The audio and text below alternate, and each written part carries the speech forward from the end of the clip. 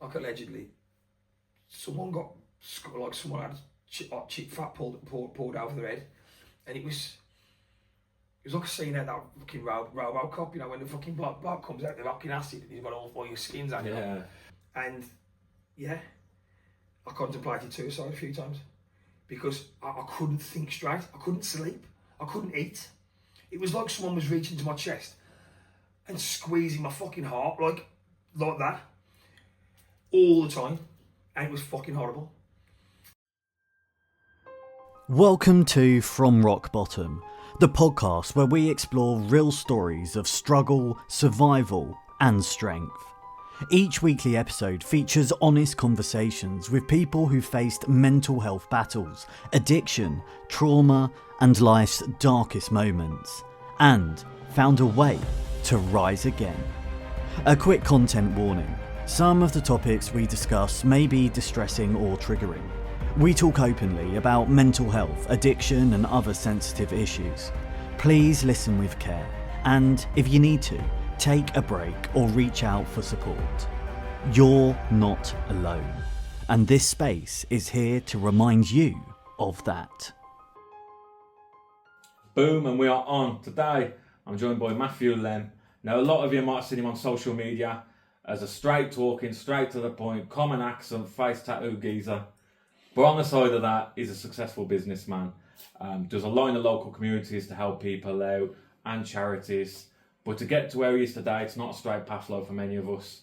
Growing up in the 80s, kicked out of high school, joined the army, that didn't work out too well. Then comes the drugs, then comes the drink, and with that, violence and prison. We've turned it all around, and he's here today to share his story. Matt, how you doing? I'm fine, thank you. A nice little intro, that was. Beautiful, isn't it? Anybody think you knew me? Class, yeah, good. I'm good. Yeah, thank you for travelling, man. It's been a fucking headache for you. No problem at all. That M6 at this time of night, ridiculous. Yeah. But Matt, like everyone, I like to start from your childhood. okay. Take me back to the start. Oh, well, born in 1980. Obviously, I can't remember that. To a nice family, to be fair. My mum and dad was always decent. Growing up, my dad was a lad's lad, a very straight talking, like clip by me well kind of guy. And I think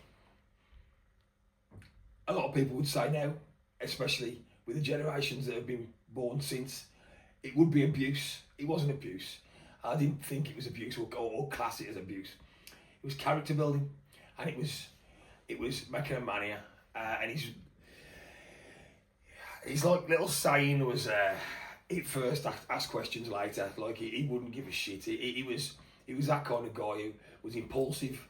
He was on it. Like he wasn't a bully. He wasn't in gangs or anything like that. He was a one-man band, and he believed in making me into a man. So I would get the occasional lamping.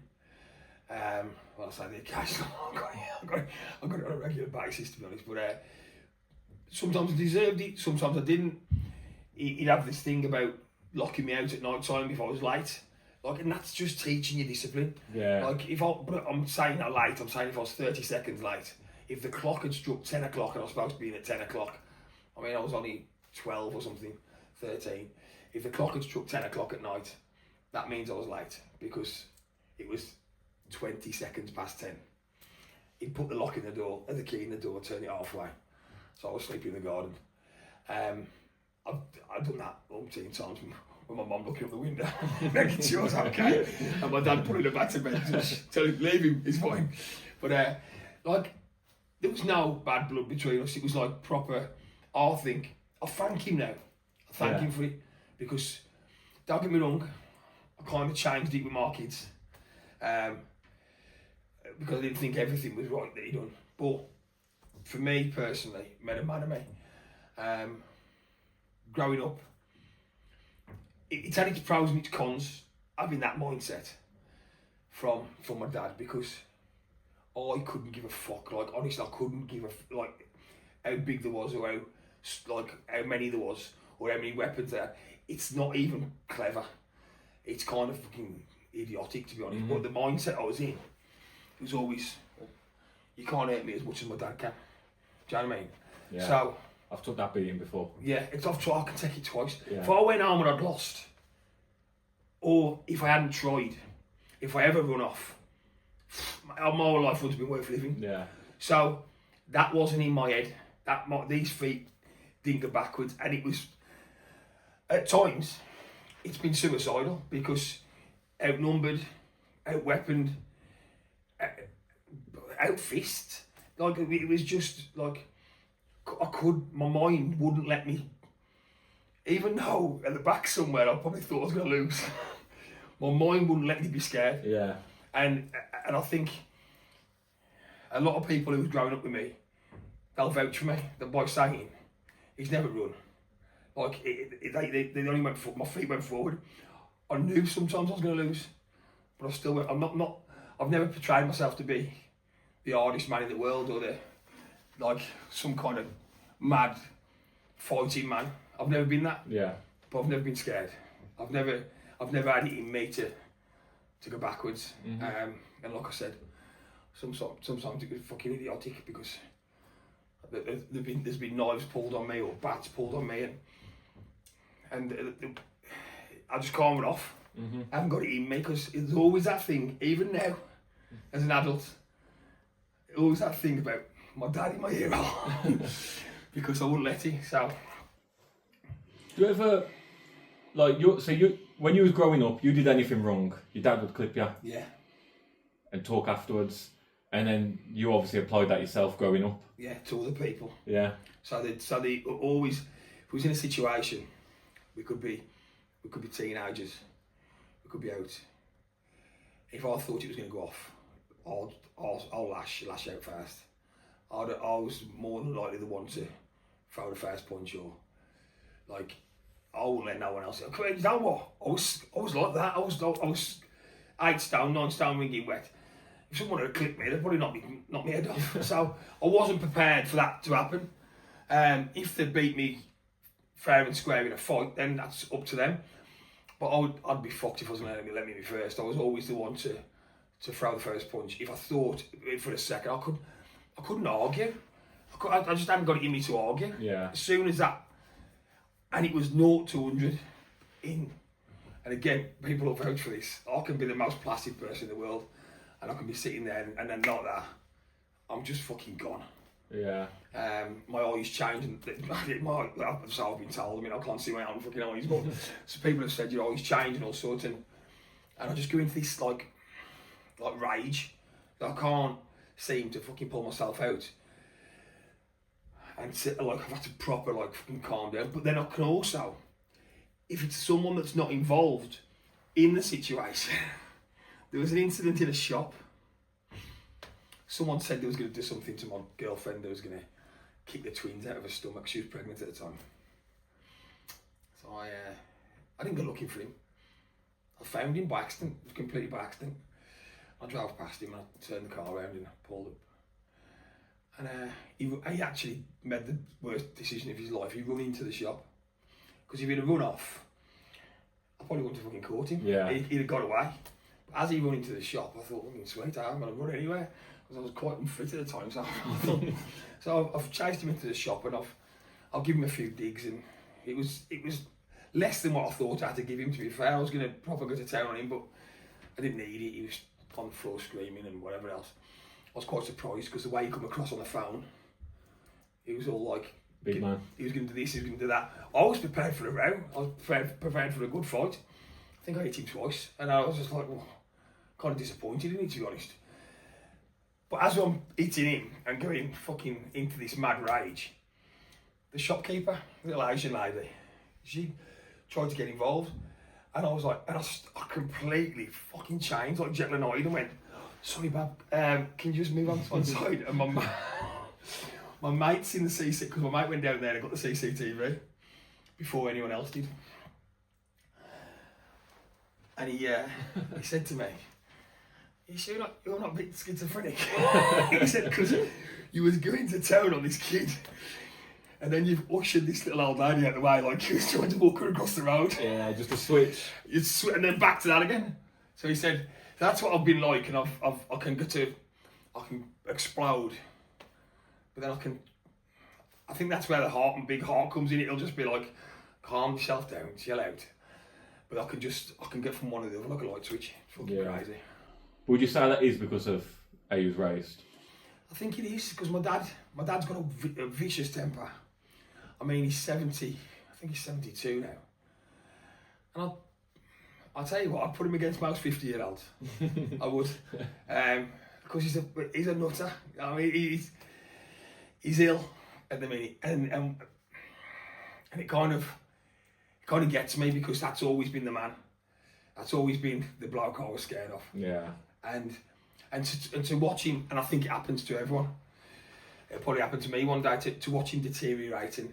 He's not, I mean, I wouldn't say he still goes out twice a week and has a few beers and stuff, so he's not on death's door, but he's not well. Yeah. And to see the superhero that he was turn into just a nice old man, and he is kind of a nice. He's a good granddad to my kids. He always has been. And I mean, he was never horrible. I just looked up to him all the time, and I look up to, and now I thank him, even though we haven't seen eye to eye sometimes, especially in my early adult life, because he kind of created a monster. And then, so when I realised that, you know what, he can't hit me no more. I mean, don't get me wrong, I'm still scared of him. I'm still scared of him to this day. But it come to a stage where I could shout back, and I wasn't so scared. And I think he realised at one point that it was like, he can't tell you anymore. Hang on. Look what I've done. But I think he thought he'd done his job as well. Like, my job's well done, because now with my kids and stuff, and like, I remember a time, quickly I'll tell you, was coming home from school. I was only about 12, and this is where this not scared attitude comes from. There was 3 18, 19, 20-year-olds. And when you're 12, a 20-year-old's fucking, like, he's a man. Yeah. And you're not a man. He shaves and all sorts, you know what I mean? I was 12 years old, there's 3 of them. And there was 2 of us, me and a lad called Sean. I'll mention his second name, but he's a lad called Sean. And something happened at the top of my street. I lived in Darliston. And I was like, come on, I don't know what the fuck I thought I was doing. I was obviously going to lose. But with that mindset, I just couldn't back off. So the 3 of them, we just started kicking. I mean, I was 12. This is 92. So it wasn't the case of going to the police, and the people didn't do that then. It was just like, we had a strike and that was it. There was no weapons involved. It was 3 lads. Granted, there was older than me. Granted, there was bigger than me. And they just kicked the fuck out of me, to be honest. And like, I hadn't got a cat in hell's chance. But at the corner of what had happened is, in the chaos of it all, my mate Sean, I lived in the same street as what it was happening, but I lived about 40 doors down. Sean had got away from these 3 lads and thought, well, I can't do anything, so I'm going to go knock Matt's door. So little did I know, he'd gone down and he knocked my door. Who answers the fucking door? My dad. No shoes on, no top on, a pair of shorts on. Honestly, I looked down the street at one point and I thought a fucking train was coming. He was running that fast towards us, and he was about 20 stone, my dad, but he could fucking sprint. He could only run short distances, but it was quick. And I looked like that, and he was like a fucking Arctic lorry was coming up the road. I was like, what the fuck? And he was coming at speed, and he got these 3 lads, and rightly or wrongly, there was adults, there was over 18. And he dropped the nut on one of them, he threw one of them over a fucking fence, like over a fence. And he hit the other one, and he got one of them. The other 2 run off, and he got one of them. And he was like, what's your name? And where's your dad live? And he took him back to his dad's house and lamped his dad as well. And I was just like, that's my fucking hero. Yeah. But to be fair, if I'd have just run off in the first place, nothing would have happened. But the way he taught me, I couldn't. I just hadn't got it in me. Yeah. And it caused a loud of fucking drama. And he was like, I looked up to him, and I still do, to be honest. But like I said, his deterioration recently, I'll feel sorry for him, and I will. It's not that kind of relationship where we tell each other we love each other. We've got a man relationship with mates. Yeah. He's my pal. I don't see him very often. I probably don't see him as much as I should do. But he's my mate. And we have like, I'll see him, if I go to he goes to one pub. You know what guys I'm like from that era, they'll go to one pub and I'll stay at one pub. They don't go on pub crawls or they don't go clubbing or anything like that. He's 70. He'll stand at the end of the bar. He's got his seat at the end of the bar. He sits there. So I know where to find him if I want to drink with him. Yeah. And I can have a pint with him. And we just, that's what we are now. It's not a father and son relationship. It's a mate relationship. Yeah. So yeah. So your dad raised you the best way he knew, which was make a man of you. Yeah. Make a man of you. You can look after yourself moving forward. Yeah. Whether that's the right thing or the wrong thing. Like I've got 3 daughters, so it's completely opposite to me. Yeah. It's completely like I'm a big softie to them. Yeah. But well, I've got 5 sons. Yeah. So I've got elder sons that are actually men now, and I think. Well, they always send me little memes and that, saying like, I don't know, there's memes like, go and fetch your dad, because this, that and and they'll say like, the day I realised who my dad was and that, and like all this, and there's one of them that sticks in my mind that I think our Tyler sent it me, and because the one day, he had a fight at school, he was only about, I think he was about 14 or something. And the head teacher phoned me and put me and put like, oh, your son's been fighting at school, and he put me on to the phone to Tyler. The first question I asked him was, did you win? Did you fucking win? And John Fury there's a meme or a short clip video, and it says when your dad gets a phone call from the head teacher and John Fury's on the phone talking to Tyson Fury, he's in Vegas, and he goes, "You're the best fighting fucking man I've ever seen in my life." And he said that reminded me of it, and he said, so yeah, that's something that the kids always do. I think I've raised the kids in the right way, especially the 2 elder ones, living on the same council estate as I did when I was growing up. I've got 2 from one relationship and 3 kids from another relationship. I've got twin boys who are 4 and a 10-year-old. They're different because the 3 didn't have to grow up on that estate. We'd done all right by then. Yeah. So they was all right. They went to a nice school. These 2 went to the same area as me. So I knew what that area was like. I knew what these kids had to be like to survive. Not survive. I mean, no one's going to get killed. I'm not saying that, some people do get killed. Yeah, but to not be bullied. Yeah. Because kids are bastards, man. Kids are horrible. So I knew what I had to do for these 2 to not be bullied.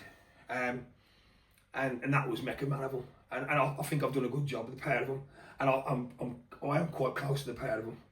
I see them all the time. One of them works for me. The other one I can't get rid of him half the time. He's always there. And now them 23 yesterday, 23 on Sunday, and the other one's 21 soon. They now wear my trainers and wear my jeans and my fucking t-shirts. I come back off holiday last week and there was my fucking whole wardrobe had been fucking. So yeah, I've got a good relationship with the kids. Yeah. So growing up for you, what was school like? Well, I was the class clown, wasn't I? I was the, I would just do anything to fucking get a laugh or, like, so I was both. I was never a bully. As in, I didn't really like fucking bullies, to be honest. And a few of my mates now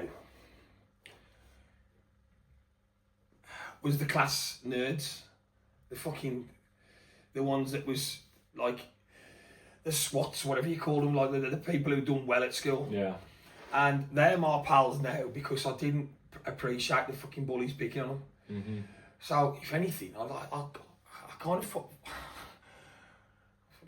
myself as a bit of a saviour, like, to them, and like, I'll give the bully a lamping. Yeah.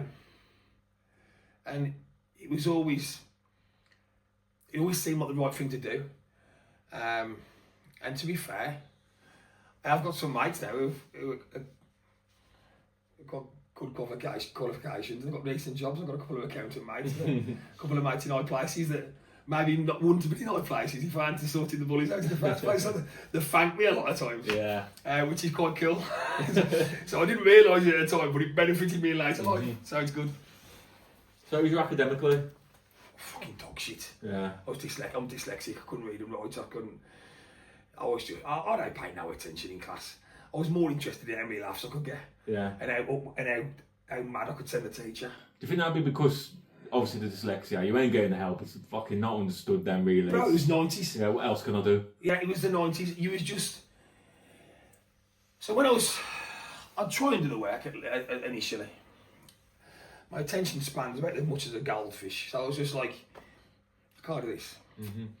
And instead of... Because you knew the help wasn't going to be there. Because the teacher couldn't give a fuck. Like, he couldn't care less if you'd done it or not. Yeah. So then it was the case of, well, I'm bored now. And ADHD and all that kind of stuff wasn't about then. You was just a naughty little bastard. Yeah. That's what it was. So, being this age now, you know the amount of people who've told me I've got ADHD and I could have a touch of bipolar and whatever else. But then, you was just naughty. And no one had heard of all this. So I was in the mindset of like, well, let's see how fucking naughty I can be. Because if I'm gonna be the best at something, I'm gonna be the best at being naughty. So, and I was, like, people will remember me at school as the class clown and the funny guy and the one who couldn't give a shit and the one who was kicked out of fucking every single class. We had an head teacher, he's dead now, bless him. Mr. Spallick, he was a bodybuilder, and naughty kids had to spend a lot of time with him and in his class. But he was sound as fuck. He was a proper lad. Like, he was a lad. Yeah. I mean, he was fucking best mates. I was there every day, and it was good. So academically, absolutely shit. I sent a couple of teachers crazy. I'm sure of you. We had a French teacher that. I had a bit of an influence on my class. Like, because I wasn't horrible. I was a bit funny. I was liked. I could also fight. So I was never that, like, hard bastard in the corner that no one spoke to. I was the fucking class clown who could have a fight if he needed to. So it worked both ways. And so I remember the one said, I had a French class. And when they did the register, I was hiding in the cupboard because through the register, Matthew Lemm. Well, he's there. I've seen him this morning. I've seen him today. I got the class to say that I hadn't been there. I was off ill. Now he's up, and these are like brainy kids and that who are like respected by the teacher. Oh, he's been off ill all day. And then she'd turn her back or whatever she'd do. I'd get out the cupboard and sit on a chair, just like I was doing my work. She was like, "Where have you been?" Nowhere. And it was that kind of mind game, trying to send her fucking crazy. I was an horrible little bastard to the teachers. I was we locked one of them in a cupboard, and then one of them had his pencil case. He had a pencil case. I'd snapped all his pencils all the way down and put them back in. So he's putting them out in front of the class, and it was just funny shit. Like what we harmless stuff that we found funny. That was probably going to send that poor woman fucking crazy. Yeah. And she didn't deserve it. She was doing a job, wasn't she? But unfortunately, she was doing a job with me, and I was a little shit. Like the influence I had on other kids. And the other kids was like, yeah, he's been here all day. Or he hasn't been here all day. Like, whatever I was doing. Yeah. Crazy. So how did this lead to you getting kicked out? So, well, fucking hell. Eventually, I was setting the fire alarms off and doing bomb scares. We had there was a telephone box. And there's no mobile phones then. And a telephone box, I'm showing my age properly now, during the war. There was no mobile phones, so I'd occasionally go out the gates, get to the telephone box, put 10p in, phone the school, put a Northern Irish accent on. There's a fucking bomb in your building. Vacate the fucking premises. Like, that's what it was like in the 90s. And eventually, they knew it was me. I'd smashed the fire alarms a couple of times, and I got my best mate, Vinny. Like two sides of a penny, me and he was. Or still am, still my mate now, 40 years later. We went to nursery school together. Two sides of a penny. And he was wagging it, he was playing truant one day. And I'd set the fire alarms off in the middle of the day, so everyone got sent home. Or I'd done a bomb scare or something. I'd done something to get everyone in the school home. Anyway. But Vinny Day now, because there's no mobile phones, like I said. Couldn't get in touch with him. In fact, I didn't even give him a second thought. I just done it for shits and giggles and got myself out of school for the day. So we've all gone home at like, I think about 11, 12 o'clock in the morning. We're all home. Fucking Vinny's gone home at normal time. He's walked in. His mum's been on the phone to my mum, and we all know there's been a bomb scare, but Vinny doesn't know. He's walked in. His mum's gone. Had a good day. Yeah. Anything happened? Nothing, it's just shit at school. Laughed him, because she knew he'd been wagging it. Because he'd come out at home time. Yeah. We'd been out of school 4 hours. And that was my fault. So yeah, just shit like that. It was like, and then eventually, fighting at school. I mean, I remember me and a kid, he won't mind me mentioning his name, Unit. We had a fight just to get out of school. We fought each other. I think it was about 14. Keep the shit out of each other. It was red hot sunshine.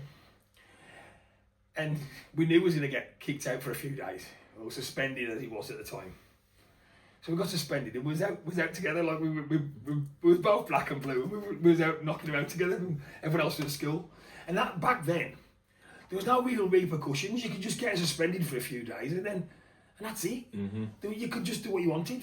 Like, my mum and dad, they want me under their feet. His mum and dad, they want him under his feet. So they just went, get out. Yeah. Should be at school. So we met up. We was outside the school waving at people and that, really. Like, the kind of mentality we had. And I think the last resort, I think I'd had about 10 fights in about 3 months or something. And they was just sick of suspending me, so... Expulsion, get out. And back then, expelled was expelled. You didn't have all these little, naughty kids schools or whatever you had, or homeschooling or anything like that. It's just, you're done, you're out, you're gone. That's it. So, that was it, bro. And then I had to go to work, basically. I think I was about 14. So I started working on the markets, on Bilston Market. I had a couple of jobs. And forever the chancer, I got a job on a butcher's market stall. People always say to me, there's one thing that people always said to me since I've been a kid. If I fell in a bucket of shit, I'd come out smelling roses. Or fell in a bucket of dicks, I'd come out holding a fanny. Like, they say all things like that to me. And got a job with a butcher who, I laugh about it now, but it wasn't funny. I mean, he had dementia, right? Looking back on this guy who was running this butcher's store, he had fucking dementia, and which is terrible because my nan died of dementia, and it was fucking horrible. But this is in later life. But then I took it to my own advantage.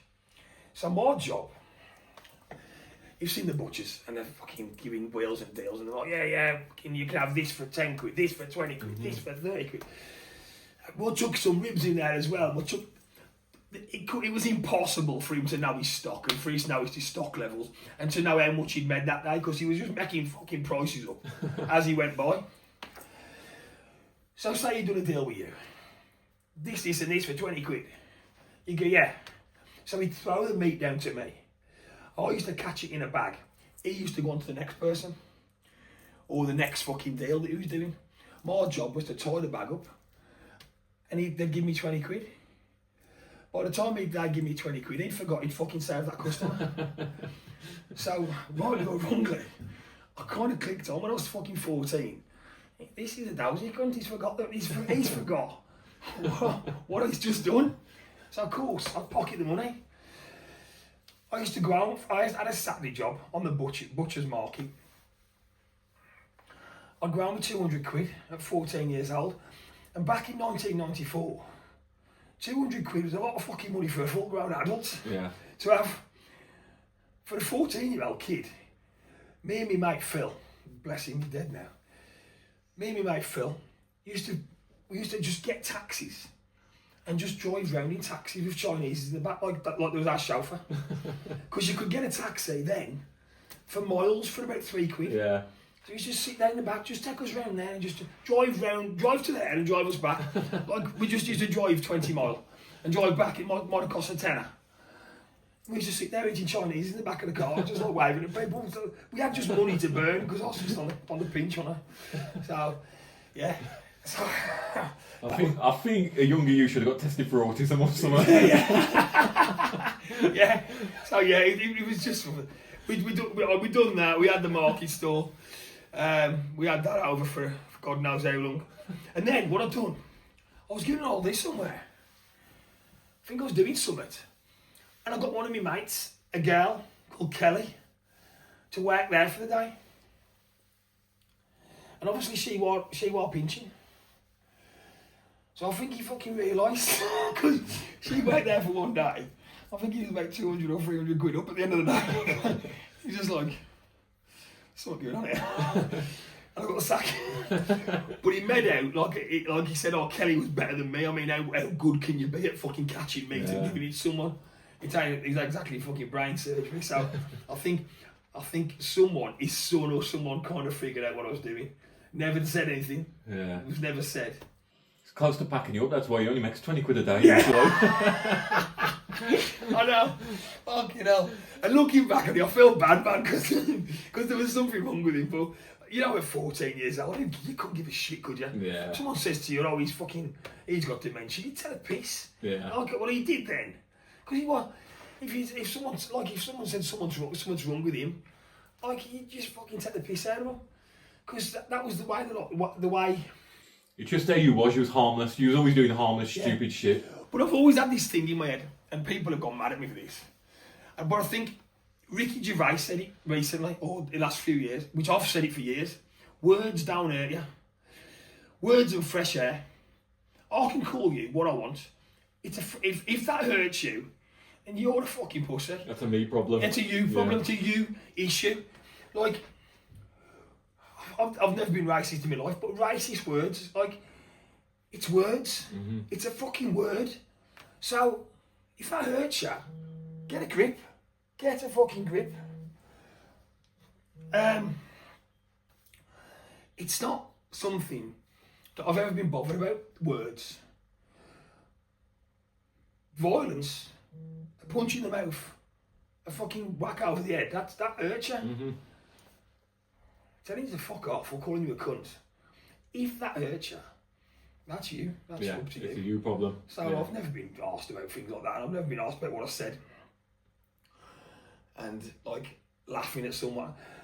I know it can be put down now as fucking bullying and whatever else, but someone laughed at you then, or you laughed at someone else. It was like I said earlier on in the initial thing, it's character building. Mm-hmm. I think. Yeah. Make someone have a thicker skin.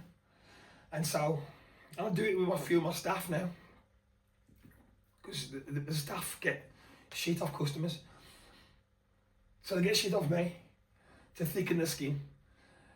So when it comes to these customers, they're ready. Yeah. And that's my mentality. That's my mentality towards it. Yeah, it's just taking them lessons, what you learn growing up in reality, isn't it? Exactly that. Applying it to different fucking parts of your life. Yeah. Yeah. So, as a teenager, you're just fucking about, riding round in taxis, waving out windows. We've done all sorts, bro. They used to call Phil the Golden Child. And he was selling all sorts, and we used to fucking live off his profits, live off my profits. Doing all fucking bits and bobs, we were scrapping all the time. Going into different areas, and a lot of my friends, because I left school early, was older lads. So from Darliston we used to get down the Lunt and fight people down the canal, and like it was mad, man. You had 2 schools, Darliston Comp and St Thomas More. I didn't even get to fucking school, I used to get involved. Like, it was mad. But that was constant from up until I was about 15. Then I got a little job working in an aluminium factory, and the pots of aluminium, bubbling aluminium, like the malted metal, I'd fucking see what could melt and what could melt. I was fucking throwing bits and bobs in there and fucking dangerous as fuck. Like, I just was really mischievous. I got sacked for that. And then I was just like, fuck's sake, what did I do? So I just joined the army. I thought, well, I'll just go and do that, and the lads in the army will tell you, like, I turned up at the first day, basic training, with a fucking big black eye. I've been scrapping the night before, and that's what I mean. I've got a couple of mates I'm still in touch with, from that day. They said, remember you turning up, fucking 16 years old, fucking big shiner. Fucking the corporal started shouting at me, and I was just like, "Fuck him, you! Like, what the fuck's going on?" And it was constant from the time I joined. I mean, I was in there for 5-6 years. I wanted to do all the dangerous shit. I wanted to do everything I possibly could. I signed up to do the Royal Engineers, and then I wanted to go somewhere that there was trouble, so I signed to go to Northern Ireland. I went to Northern Ireland. I was the youngest serving soldier in Northern Ireland, as it happens. I was only 17, and you're not allowed to walk the patrols until you're 18. So I was there 3 years in Northern Ireland, and I was just constantly in fucking trouble. I was just doing this, that, and the other. I was the corporal killer. They used to call at one stage, because I just, you rank in, you got your private soldier, your lance corporal, your corporal. I had a fight with 2 corporals. One of them was a lance corporal, one of them was a corporal. And I held one of them's face on the sausage, on the cooking sausages. I held his face on there, burnt all his face. And I bit the other one's ear. Like, he had 18 stitches to put his ear back on. To be fair, he bit me as well. It was, yeah, and then I'd gone into a full bar with a bowling skill, trying to attack about 6 blocks with a bowling skill, and I remember running in with about 1 bowling skill and went to hit this. I'm fucking glad he moved, because I wouldn't have been sitting here now. I'd have been in jail for murder. Yeah. I went to hit him over the back of the head, and he was sitting on a sofa. And he moved, and I broke the fucking back of the sofa, you know, the wood across the back of the sofa, and snapped that in half. So imagine what it had done to his fucking head if he hadn't moved. He was quick, he moved him. So I was constant in trouble, fighting, drinking. How come the discipline in the army didn't straighten you out? Bro, I thrived on it, bro. I thrived on being told what to do and telling them to fuck off. And I went to prison in the army a couple of times. I was in the guard room for days on end. I had punishments constantly. I remember one funny punishment that Brummy Phillips, he was my sergeant major at the time. He got me to carry an artillery shell around the camp for about 2 or 3 weeks. He said, "You've got to treat it like your girlfriend. Everywhere you go." I mean, it was full of lead. It was probably the fucking weight of me. I was about 10 stone at the time. I was about 8 stone at the time. Full of lead. I had to carry it everywhere. I did dinner. I had to sleep with it next to me. I had to shower with it. And the the sergeant major would never come to your room. We was all like privates and lance corporals. That's the only people that lived in there. They'd spend their time in the sergeant's mess. And I was having a shower. I had it next to me. I had the door go, and something in my belly just told me, I've always got to be touching it. I could never not leave it alone. So I put my hand on it, like, and fucking Brummy Philip, my sergeant major, just put his head around the door. He's like, yeah, okay, just checking. Walked off, and it was unheard of for him to come into our rooms. That we did. And then I was in Northern Ireland for a while, and I was just going against the rules. And then one of my best pals got murdered, got stabbed to death. And I was in Northern Ireland, and I went into my staff sergeant's office, and I says, my mate's been killed, like, I need to go home. And he said, is he a blood relative? I said, no. He said, you're going nowhere then. I says, we've been mates for years, like, he's my best mate. I remember my mum phoning me and saying that Phil had died. And it just rocked my world. Like, I blame myself for not being there, I blame myself for joining the army, I blame myself for, because this feud that went on with him and someone else, I'm not going to go into that too much, but I just blame myself for not being there at the time. I always thought, would it have happened if I was there? I might have done it, it might have been me, I don't know. But there's always that if, what's and maybes either in your head. Yeah.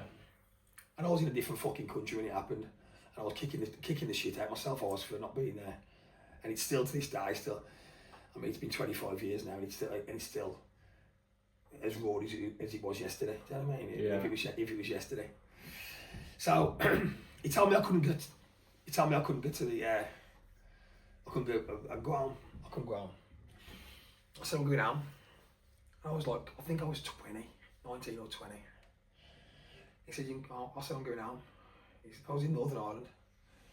He said, you're not going fucking home. He's not a blood relative. So I fucking flipped his table over as we were sitting like this. I've stood up and flipped the sergeant's table over, the staff sergeant's table over. And I've literally walked out of Mazarine Barracks. Now, you've got to understand, this was before 9/11. So security at the airport wasn't as tight. Hence the reason we had 9/11, because it wasn't tight. So I got a taxi in my fucking army uniform in Northern Ireland in the 90s, which is fucking mental, by the way, because all the troubles was on. I went to the airport with just nothing but my wallet in my pocket. I booked a flight from inside the airport at the desk, paid for a flight to Birmingham, flew home in my uniform. Like it was unheard of, and it was fucking dangerous, you know what I mean? I could have been lifted, I could have been kidnapped, I could have been anything by the paramilitaries. I got myself home, and I went on the road, because Phil had an autopsy. It was going to take a few weeks. So I went into hiding, and the military police started fucking hunting me down in Darliston. I had Land Rovers driving me out of town. I was hiding in people's lofts. And I was just literally on the run from the military police. Brummy Phillips, who I mentioned earlier on, was my sergeant major. He was on first name terms with my mum. Phoning my mum, where is he? I don't know where he is.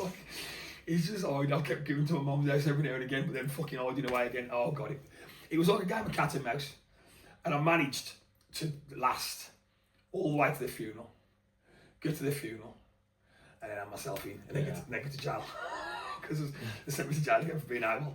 But it was worth it. I'd done it every day of the fucking week. Yeah. I wasn't scared less. So, yeah, I went to his funeral and they sent me to jail.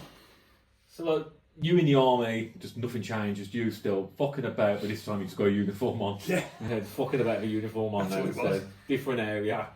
Different group of people. Yeah. And me not giving a fuck still. Like, rank structure, bigger than me. Again, I'm not sitting here telling you I was the hardest man in the world.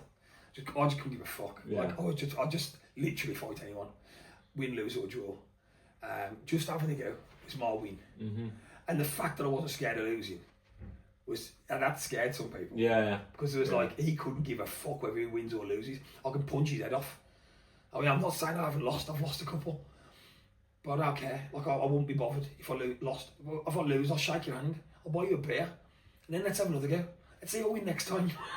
Let's have a try. I fought one bloke 4 times in one day. He was fucking massive.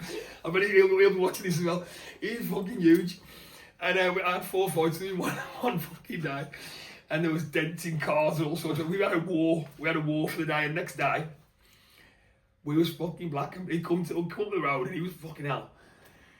Face like a sock full of conkers. Like, it was absolutely massive. And he went, fucking hell, you did to me yesterday. I was like, no. We had sat down and we had a beer together. And I think that's what it was like back then. Yeah. Back in the day, you could have a row. And you could sit and have a pint. And it was great. I love that. I mean, now it's more fucking. You get a fucking 6-down ringing wet weekly and fucking stab you in the back when you're out looking and kill you. Yeah. Do you know what I mean? And I think they're just it's bullshit cowards now, all just them using weapons and whatever else. You just have a strike now. Just get it done with, Get it done with. Lose, win, fucking whatever you want to do. Draw, shake each other's hands. Fucking hell, and then just walk away or be mates again. There's no. I don't really keep a lot of enemies, to be honest, because that's the way I've always been. I'll phone you next day and say, fucking hell, fancy a beer. Yeah, and that's what our difference is. Unless you've done something fucking terrible to me, then I'm usually alright. Yeah. So being banged up in the army, what was that like? Fucking terrible. Yeah. Because you get beasted all the time, and beasting is like a running backwards and forwards. Everywhere you go in, you're running. Yeah. You're up at 5 o'clock in the morning. I remember the sergeant major coming to me, and he said, by that time, I'd done about fucking 4 prison sentences in the army. So I was pretty good at what I was pretty good at my admin. I could clean very well because I'd been doing it for ages. And you had to polish your boots to a certain standard, like there was like glass. And I remember him coming in, doing the inspection. He couldn't find a fault. Oh no, he couldn't find a fault. And he was pissed off. He couldn't find a fault. So looking at him, he's gone, got my boots. And the walls was white in my cell. There was white. And he's fucking threw the fucking boots up the wall. And they've smashed like glass. He carried on, looking round. And I thought, you fucking prick. You took them for? It fucking took me ages. But it's a game. It's a game in my head. And as he was leaving the cell, he looked down at the wall and he went, boot polish on your wall, extra 3 days. And he gave me an extra 3 days for him chucking the fucking boots against the wall and back in the wall. I thought, you absolute cunt. But I thought, fair play. Yeah, that's what you were attacking. It's a fucking game. This is the game I'm playing. And I'm fucking good at it. But I'm sometimes too good for my own fucking good. Because he was pissed off that I was really good. And he fucking smashed the glass against the wall. Smashed the back boot polish like glass against the wall. And then give me an extra 3 days for big boot polish on the wall. Fair play to you. Yeah. What's the difference between army prison now and like regular prison? Well, regular prison, you're just lazy. It's just fucking. You're just doing nothing. Yeah. Unless you put yourself out there to get a job, you can literally fucking sit in your cell all day. I feel that would have COVID time. I was lucky not to be in prison in COVID, but I know some lads that was, and there was like lockdown 24 hours a day. Yeah. And didn't come out of cell. The dinners was bought. Imagine that for 6 months, like solitary.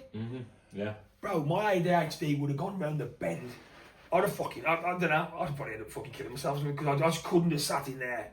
I'd have been rocking. Yeah. I need to be out and about, but army jail was all, everywhere you went, you was running. It was making you, they always say, majority of people, not majority of people, but most people that go into army prison, say if you've done army jail in Colchester, for instance, for 9 months, a lot of them come out and do special forces straight after because physically they're the fittest they've ever been. Yeah. And mentally, they're the most mental, the capability is the best it's ever been.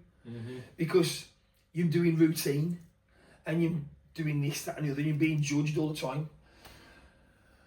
Fucking normal jail, it's just fucking boring. It's just full of smackheads. And people say, you'll get raped and it's full of fucking steadheads and it's not nothing like that. It's fucking scruffs. Yeah. A lot of scruffs in there.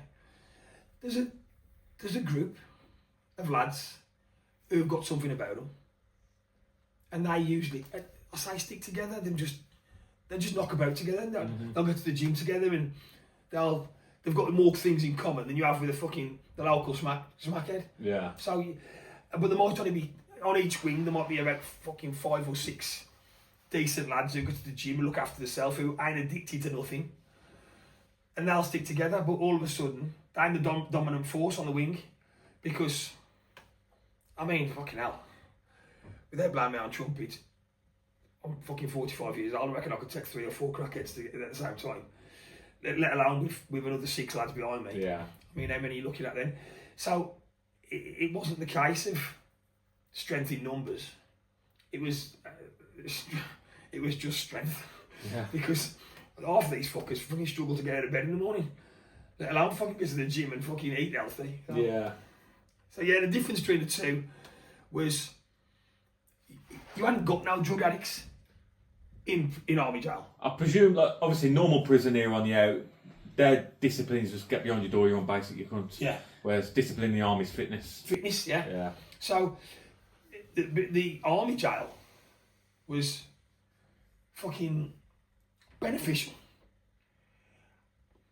I don't see any benefits to it.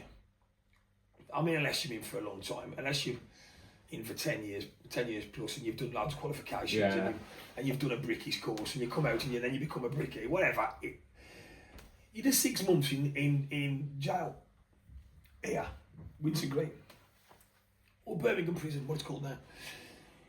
You did 6 months in there, you probably come out a better criminal, because you've probably made loads of connections. Yeah. But it's just shit. It's just, I don't think it's any good for anyone. The army jail, you benefit from it. You come out a better soldier, a better person, fucking fitter, healthier. And you've got no smackheads or anything in there. You mean the majority of things you mean in army jail for is fucking doing AWOL, fucking scrapping, just basic misdemeanors, you know what I mean? You're just in there for that. There's no drug offences in there, really. I mean, I suppose that is the difference in army jail. You're surrounded by soldiers. Yeah.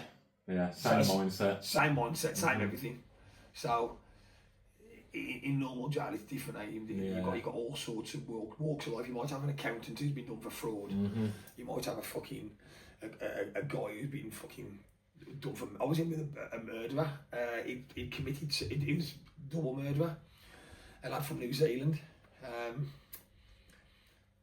And he'd been in for, I think he'd been for 8 years when I got to Blakenhurst, and he was down in, like, he was from somewhere else originally in the country, and he was down in Blakenhurst because he was doing something for a court. I don't know what the fuck he was doing now, I can't remember. It was 2003 this was, and I didn't smoke, and he'd not had a non-smoker in his cell for so long. He got me in his cell, and I taught him how to text message, because at the time, it was 2003, I think he'd been in about 8 years. So when he was on the out, there wasn't texts or mobile phones. Yeah. It was that time period that now there was, 2003. So I drew a piece of paper, I drew 1 to 9, and the hash and the star key.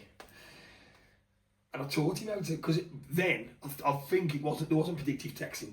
You had to press it 3 times, if you remember. Or like, press it 3 times or 4 times. 4 times if it was an S. And like, you had to do it like that. So I taught him how to text message. And then he was doing it back to me, and that was fucking weird. And I always remember that. I always remember it was fucking a funny little situation.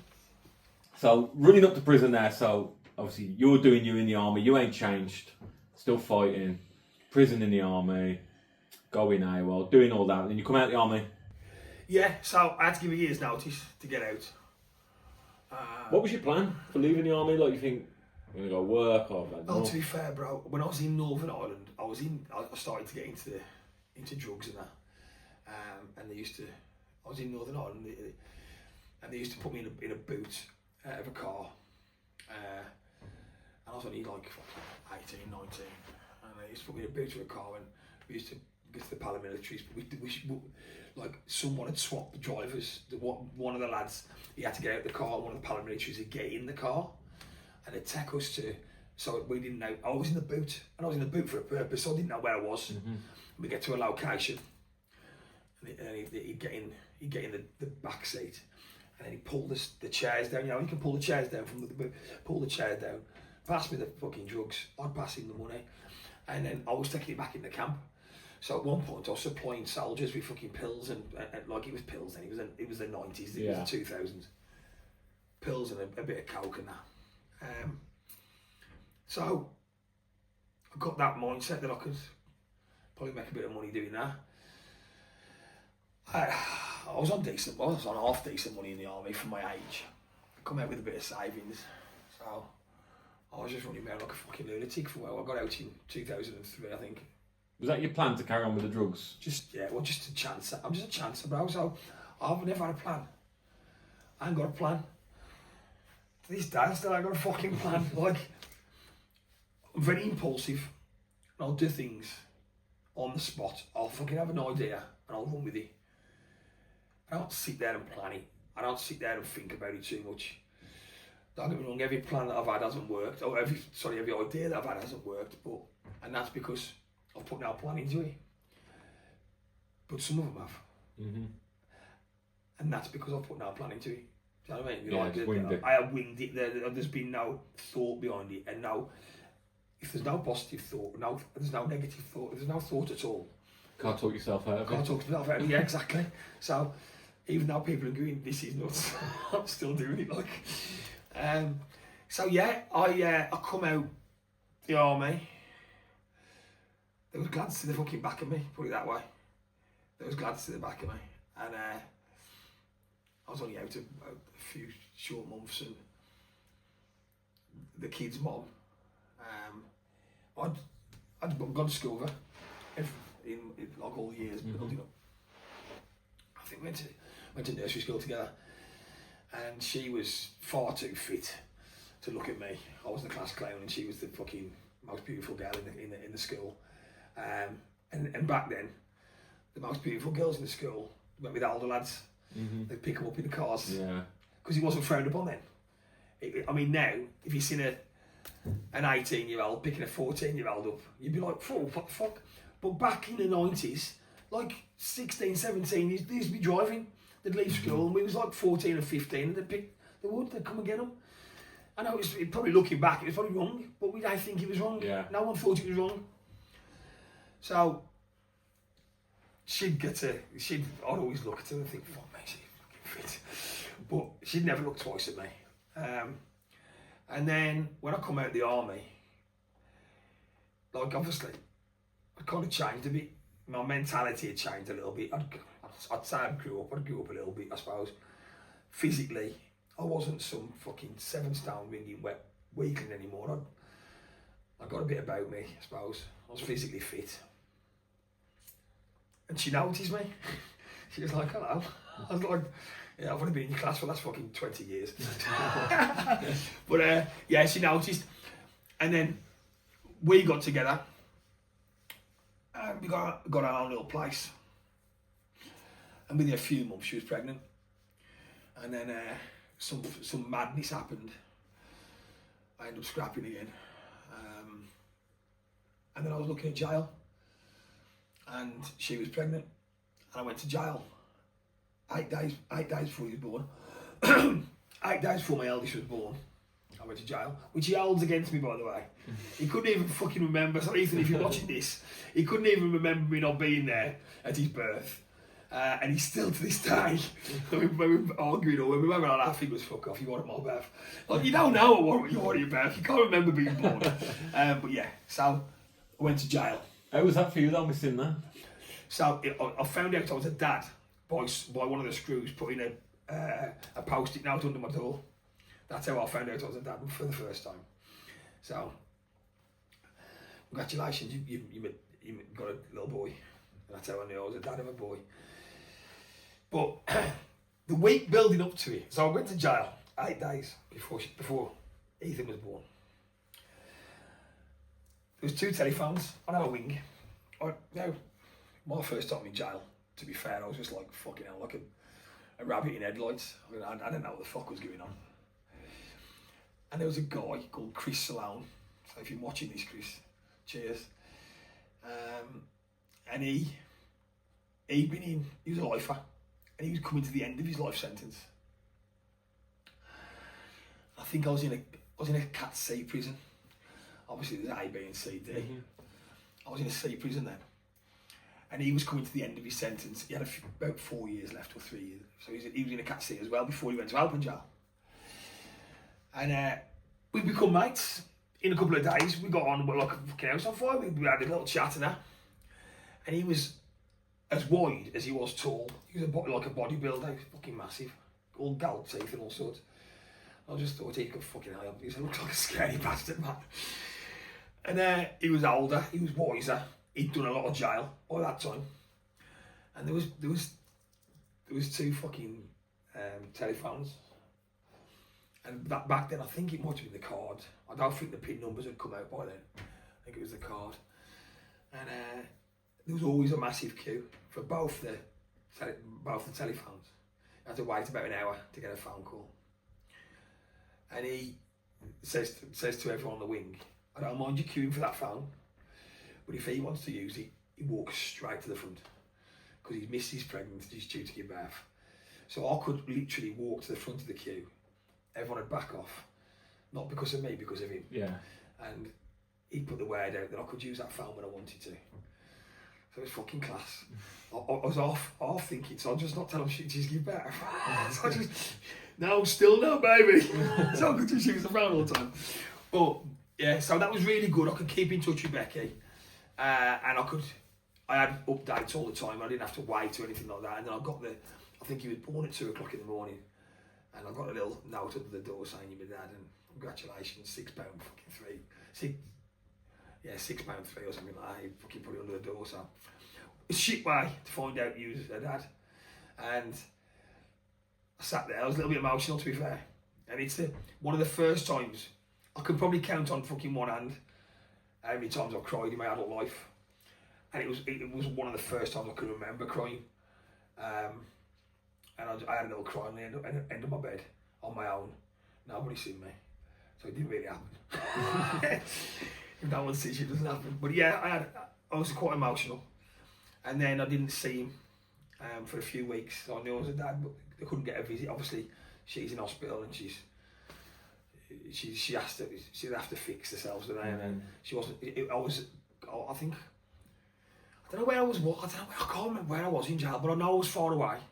So she had to travel, and she wasn't up to travelling at the time, so I had to wait about 3 or 4 weeks before I could see him. And so the first time I met him was in a prison visiting room, and that was a bit emotional.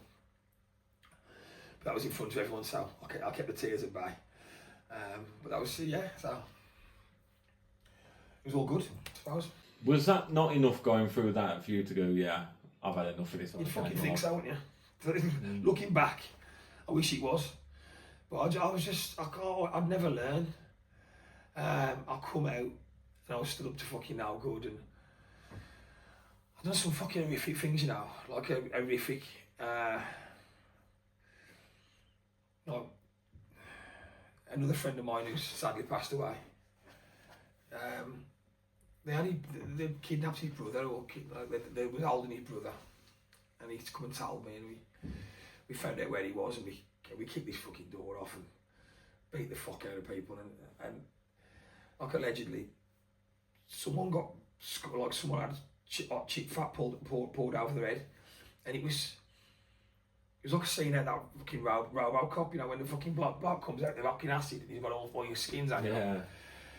And looking back on it now, I just think, what the fuck, man? Like, what was going on? what was going on in my head, because very impulsive. Think about it, like I wouldn't think about what I was doing, I'd just do it. Mm-hmm. It first, I ask questions later, which again stems from my childhood. I wouldn't give a fuck. Okay, I just didn't give a fuck about them. I didn't give a fuck about me. And I think once you don't give a fuck about yourself, it's a very dangerous person. You haven't got to be rock hard. You haven't got to be trained in fucking 10 martial arts. Mm-hmm. If your fucking brain is telling you you could not give a shit, you're a fucking dangerous bloke. I don't care how many you lose, how many you win. I think you could be the fucking world champion, you could be the boxing world champion or the fucking UFC world champion. That's not a dangerous man, that's a skilled man. Mm-hmm. A dangerous man is not giving a fuck about your friends, about your family, about no one. I was a dad. I didn't care. And it's horrific to think of now. Mm-hmm. For the feelings I've got towards my kids now, even the adult ones, even though they're little bastards, a pair of them, but I would literally fucking murder someone now, or fucking, I'd do life in jail. I think we all would as dads. Yeah, of course. They're your kids at the end of the day. But then, I couldn't, I know my kids need me now. Mm-hmm. But then I couldn't, I was just like that. It was just immaturity. A fucking immaturity. It was immaturity at its finest. Yeah. At its finest. By me just not caring less about anything. Mm-hmm. I wouldn't have cared if I woke up the next day. I wouldn't have cared if I won a fucking £1 million. I wouldn't have cared if I was fucking skint. I was not, I just don't care. Yeah. About nothing. I don't care what he thought or she said. Or what she said, like, I couldn't give a fuck. How big he was, how many there was of them, how many weapons they had. Couldn't care. And it was just a shit mindset to have. But that's what I was brought up with, and that's what I was doing. Yeah. So, see, for me, like, I was big on drugs, booze. Fuck my stomach up for life, give myself pancreatitis. Just from the amount of fucking booze and drugs I was hitting all the time. But as soon as my eldest was born, I've got to stop. Well, I heard this stuff. That was that switch. Yeah, from a lot of people, that fatherhood changed him. And it didn't change me. That didn't change me. It was weird. It was just like, just another thing that happened in my life. And then I had my second child, a couple of years later. Still didn't change me. Went to jail again and again. Like I was just, the house would be raided. The kids was there. One of them pissed herself because the armed police come fucking running in. They're cording the streets off. But without sounding like a cunt, it's selfish in reality, isn't it? Fucking bad selfish. Because I couldn't see past the end of my nose. Like, it was just like, fuck it. Like, as long as they don't catch me. Mm-hmm. Didn't realise the impact it would have on my kids and with Becky. I mean, fucking hell, she loved me to bits. But it was kind of a mutual thing that we just said, you know what? Enough's enough. Yeah. Fucking house is being raided. Doors coming off all the time. Street was cordoned off. I remember that one time I had 3 phones at one point. Like, because I was doing all fucking dodgy shit, and one for one for another. And I was in a hot tub. I was sitting there in a hot tub, fucking girls in this hot tub and drinking fucking champagne and whatever else we was doing, stupidness. One phone started ringing, I thought, second phone started ringing, and the third phone started ringing, I thought, well, I'm not that busy, so there's something going on. I answered the phone, and they'd raided my house again, and they'd found some bits and bobs in my house. Nothing major, nothing of too much value or whatever else, but they'd found something. And then next thing you know, that was my mate who was phoning me to tell me the house had been raided and they cordoned the street off, and they arrested my little brother because they thought he was me. My brother looks a little bit like me, and from a distance, he looks a lot like me. Mm-hmm. So he was living with me at the time. So they thought he was me, and he'd picked something up outside. I told him fucking not to, but It's like I'm talking to this sometimes, talking to our Nathan. He don't listen. He's like me when I was younger. And I told him not to do it. He'd done it anyway, and I was away. And it was when I first met my second baby mum, Katie. I was down in Bournemouth. I was in a fucking hot tub and whatever else, a couple of my mates. And then these coppers found me. He's gone, you need to come home. I says, I'm fucking miles away, bro. And he went, I've just seen you leave. Fucking didn't. Anyway, it transpired that they was doing this fucking surveillance on me for X amount of time. And what they'd done, they got into a routine of me being a lazy fucking criminal. So I was lying in bed till fucking 12 o'clock in the afternoon. So, on the off chance that I'd go out the house early, their surveillance started at 10 o'clock in the morning. And they was doing this for months. That particular day, on madness, on the one-off day, I'd gone down to Bournemouth to see Katie. I got the 6:45 train in the morning from Wolverhampton train station. So then the police are sitting outside my house, thinking I'm in the house, thinking I'm in bed, because by the time they got there, I'd gone. Yeah. I'd left. They hadn't seen me leave. So then when they seen our Nathan pick something up or sell something or do what he did, I thought it was me. We've got him. Go. Fucking smash the doors down, front garden, back garden, and fucking and cordon the L straight off. And little did I know, I was sitting in Bournemouth in a fucking hot tub with fucking girls drinking champagne. So he's gone, you need to get yourself home. I've gone, no chance. So I made an appointment and gone there, and we've kind of said that it wasn't me, that's not mine. I wasn't even here. Mm-hmm. And then my brother's gone, well, that's not mine. It's not even my house. So they couldn't actually pin it on anyone, and he got NFA'd. Yeah. Which again pissed him off again, because I've been at NFA quite a few times, and it just annoys the piss out of them, because they think they've got you this time. Yeah, they're spending that money, surveillance. The surveillance, it went into the. It was high. The figures was high when we seen it, and they'd spent all this money and then come out literally with a dick in their hand, which was. It was a win for me, a loss for them. I was just like, well, again, a game of cat and mouse. Mm-hmm. It's a game, like the sergeant, like the army thing, like the fucking school thing with the teachers.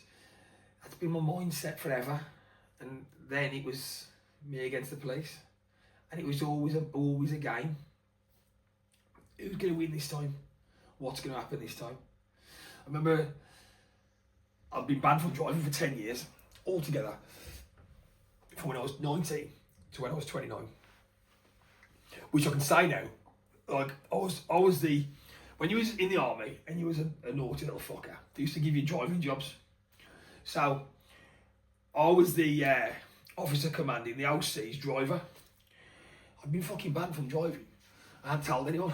So I was driving this fucking big, very important person round Northern Ireland with a 9mm pistol under my chair. I was armed, driving this guy around. I ain't even got a driving licence. And collectively, I'd been banned for 10 years altogether. I couldn't drive. And then, and the one day something happened, and someone had done something to my brother. I got a taxi over to him. In these taxis. Because I couldn't drive, so I got a fucking taxi. And that time, there was 5 of them. I didn't realise there was 5 of them before. And this is something that I don't usually do, and I don't really think he's big and clever. But I took an hammer with me. This time I took an hammer. I was going into someone else's area in a taxi on my own. Like I said, like a fucking idiot. And they pulled up in a car, and I was like, and one of them got out and went, it's fucking 5 of us. I went, yeah, I said, but I've got a claw hammer. Who the fuck I thought I was, I'll never know. I just went charged at them. And again, you see a fucking kid running at you with a claw hammer, not giving a fuck. A lot of people will run. Yeah. And it was like they run off, and then me and the one of them had a bit of a sword fight with a crook lock and an hammer, and it was fucking mental. I smashed the car up and managed to get back. And my mate, Becky at the time, baby's mum, she'd found one of my pals and gone, "You need to go get Matt." "Oh boy, he's gone to fucking Bridley with an hammer." I'm on the way. So that was all fucking part and parcel of being an absolute, all I can say is being a fucking bellend. But I just loved it, I thrived on it. I was constant. And going back to the driving ban, again, I'd been done for, I'd innocently gone and, we used to drink in the Crown in Darliston.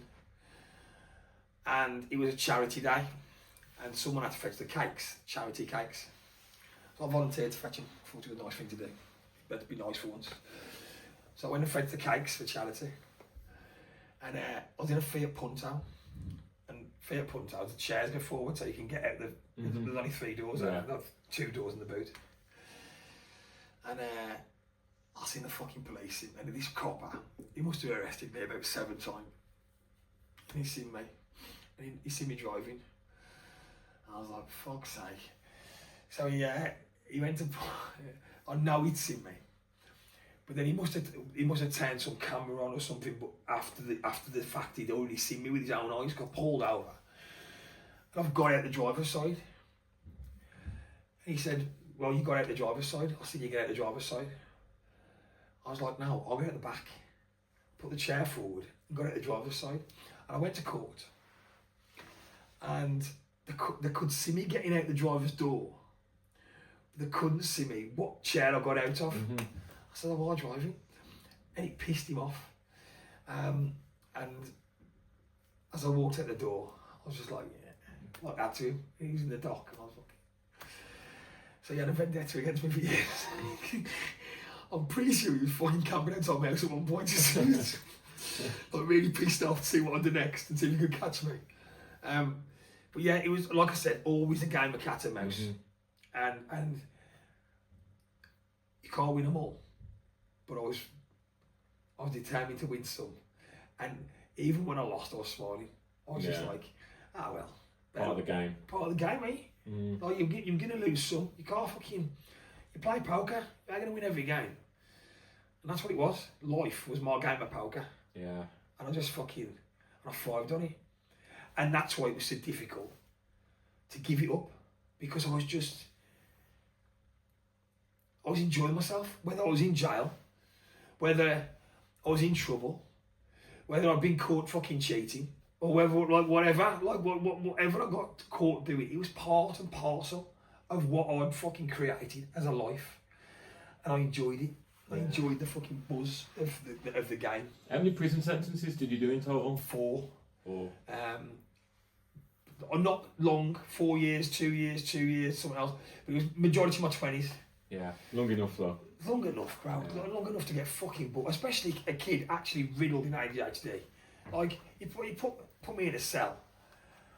It was fucking torture. Just, some people want to be excluded from the wing because maybe they don't feel comfortable on the wing with the lads. Like, I couldn't wait for that fucking door to open. I couldn't wait for that door to open. I just wanted to be on the wing. I wanted to be playing fucking pool with fucking mop sticks. Can you imagine you're on your fucking belt? Boss, I was going to empty my bin. Boss, going to do that. All the time. Like, I was just like, I want to just get out. But I was lucky enough, my one sentence to get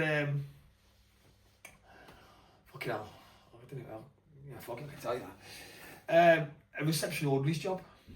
And I was out my cell, like, literally about 14 hours a day, because we spent all the time in Winson Green, 7 days a week. You went over to reception in the morning for people going to court, and you stayed there, bro, until people coming back from court at night time. And it was too much of an arseache to take you back 3 times, lock you up for dinner. So you had your dinner over there, you had your showers over there. So we had our own little rooms over there, and I'm good pals with Gaz now, who I met there, and we was on reception together, and we had a fucking wild of a time. We had a great time, like it was good. We had our own little kitchen, our own little shower room. We had all the best clothes, and then fuck it, this is a fucking crazy as fuck story. So one day, the lad that I was padded up with, he was a thieving little bastard. Because I don't know if you realise, there's some criminals in jail, and he was a thieving little fucking bitch anything. And he, this foreigner, and some people are watching this now are not going to believe this story. I don't care because it's fucking true. This foreigner come in, and he'd been done, I don't know, he was at some fucking immigration centre, and he had to be put to jail to wait for his immigration to come. I don't know what the fuck was going on. Anyway, so when you come into jail, strip your clothes, and you're usually 9 times out of 10 allowed to keep your trainers. They take everything else off you, put your all prison clothes on, unless it's a private jail. If it's a private jail, you can wear your normal clothes. But if it's HMP, you're wearing the prison stuff. Your fucking burgundy jumper, and at the time, it was a burgundy jumper and blue jeans. And he had some Prada trainers. And he got these Prada trainers, and he took them off to get prison trainers, which I thought was really weird because everyone wants to wear nice trainers. And we thought, well, is he just scared he's going to be bullied and his trainers took off him? Whatever. And Paul went, I'm having his fucking trainer. We had access to the boxes, the black boxes, the prop box. So he says, I'm going to nick his fucking trainers. So the next day, me and Paul went down, and I kept watch for him. And he went down, he got the number off the computer of what number what the guy was. Because as you can imagine, there's fucking hundreds and hundreds of boxes, black boxes. So he found the number, he went down and got the box. He opened it. And as he fucking opened he got the trainer and he put it on to see if it fit him. He took it back off really quick. What's up? He says, they've got them bags of smelling salts inside the bag, he said his feet must smell. And I went, that's weird. When it is, he took a fucking bag out like that was pressed, size of the trainer. He went, there's a fucking another one. And there was 2. Sure enough, in the other trainer, there was another 2. And we opened it and we smelt it, and you could smell the ammonia straight away. It was fucking coke. He'd been nicked coming in the country for being an illegal immigrant. And I can believe this. The police hadn't searched his trainers because the trainers would have been outside the cell whilst he was in the police station. Because they take your trainers off you, so you don't fucking hang yourself for your laces or whatever you do. Then he's put his trainers on and come to the green. The trainers are put in his prop box. Everyone who knows that who's been to the green knows, whatever you leave in your prop box doesn't get searched because it's not going actually into the prison. Yeah. So that was put in there. He's thinking, I've got that for when I come out. So we got it. Now, what did we do with it? Well, first of all, we went to the fucking cells and there was 6 of us, 2 in each cell. And we had a few bums each. And fucking hell, the worst thing in the world is to be off his nut on coke in jail. We was committing we was talking about like these crimes we were going to commit when we got out. It was off our nut. And we was talking to each other at the windows. Anyway, long term, me and Paul shared it, and we done it by eye, we split it in half. I thought, how am I going to do with this? I can't keep it all. I don't want it round me. So what I'd done, I had my shoes and my suit that I'd gone to court in, and it was in my property. So I took a chance and I put my half in my shoes, the same way as they come in his shoes, in my shoes, and I'd done an application for my suit and my shoes to be sent out to jail. Now again, when it's being sent out to jail, okay. no fucking no one searched it. And that's the kind of thought. I had the hope that no one was going to look. So they sent it out to jail. And Becky come and grabbed it. And then I found her. And I says, "You got my stuff?" Look, this is on the prison phone. She says, "Yeah." "Have a look in the shoes." I said, "What?" I said, "Look in the shoes." She looked and went, "What the fuck is that?" And I went, "Just keep it." Anyway, my pal come and see me, and one thing led to another, and he said, "I'll sell a bit of that for you, for when you get out, you'll have money." Sound. So he started selling it, and then I spoke to Becky again about 2 days later. And she says, "Such and such has said there's a queue around the block for this, saying it's fucking really good." Well, okay, it's fine, but she was selling it like cheap, £40 a gram or whatever it was, £30 a gram. Or she wasn't, the kid was selling it. And Paul, my pad mate, was a thief and also a crackhead. So he started washing his up in jail and smoking it. And he got caught with it. Now, one thing to do in jail, when you get caught with something, they test it instantly to see what it is. I mean, they know, but they'd see what it is. And believe it or not, it come back as 97% proof cocaine. I was on the phone, "Stop fucking selling it, stop selling it. It's worth loads." So we hadn't bashed it or nothing, we were just selling it as it was for fucking shit, like pub grub. So we'd fuck out. I was literally running down the fucking corridor until you get to it. "Stop." You could put his stamp on that 3 times and fucking make a fortune. So stop. We got caught. I never got caught. As it happened, I never got caught with it. And it was, by the time I got out of jail, it was gone. Yeah. So it was. I never had to touch it. I never done anything with it. But what I find, I think there was about 9 ounces. There was 9 bar of pure cocaine, pressed, squashed, fucking in flat bags, in a size 9 trainer, 2 bags like that, and 2 bags in the other one. What a fucking find! I'm like that. It's an unbelievable story, but it fucking happened, and there's people there to vouch for it. Fucking nuts, absolutely nuts. And what a surprise your man would have had when he fucking put his shoes on. Oh no, we spoke about this. They said, "I bet that kid, he's giving, I don't care. I've got that when I get out." Put his fucking shoes on. He's got nothing left in his. He'd be fucking wounded, wouldn't you? Yeah. Absolutely gutted, but yeah. So we had some good times, and I remember like I was on a parole sentence, 4 years and above. And they just come to me one day and just said, that's what I was. I was on an extended sentence. So I think I got 2 years, but then you got an extended licence on top of that. But you never knew when you was getting out. You never had a release date. So they just come to me one day, and it was in the morning, I was doing the cleaning on the landing. They said, "Pack your bags, you're going home." I was like, "What? Pack your bags, you're going home?" So literally from cleaning the landing, about 45 minutes later, I was standing in the middle of Birmingham, like outside Birmingham jail, no phone, no nothing. Yeah. Phoning my fucking dad off the payphone. I had to use a payphone to phone my dad. I was like, "I'm out." He said, "What do you mean you're out?" I said, "I'm fucking standing in the street. I mean, can you come and get me?" So he come over, bless him, and drive over and pick me up.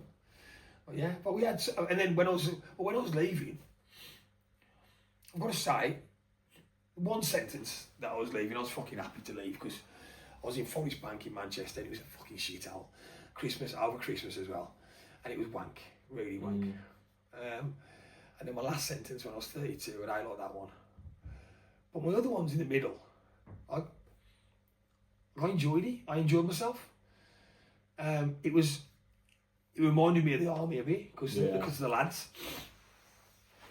And it reminded me of school because of the lads again. And always being the joker and always being the fucking class clown. I fit into groups of lads, like a gang of lads, a gang of fucking people, like who are alpha males, for instance. Like I fit in quite well because I try and be a laugh, and like I said earlier on, I can have. I mean, not so much anymore. 45 years old, I'm getting on, but I used to have a scrap and that. So it's kind of part and parcel of being with a group of lads. They're like, well, he can fucking scrap and he's funny. You just fit in, don't you? Yeah. In the pub, for instance. If you're the nervous one in the corner who's a weakling and sitting there like this, you don't fit in there.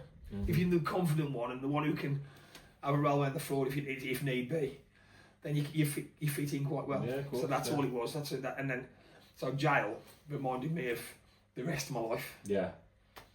Yeah, that's all it was, just another extension of what you've been doing as well. Yeah, exactly. Yeah. Exactly. So at what point for you did you want to turn it round? So I was 32. And I thought, I've had enough of this. I'm getting old. People on the wing started doing me back. That's the joke. I was just like, I didn't find things funny that I used to find things funny, like running around the wing and fucking... Couldn't be arsed for it. Couldn't be arsed, man. I was just like, I was coming out to nothing every time. Because I was going to jail for mindless violence. Not fucking earning money. Not doing anything. I never got caught with drugs. Never.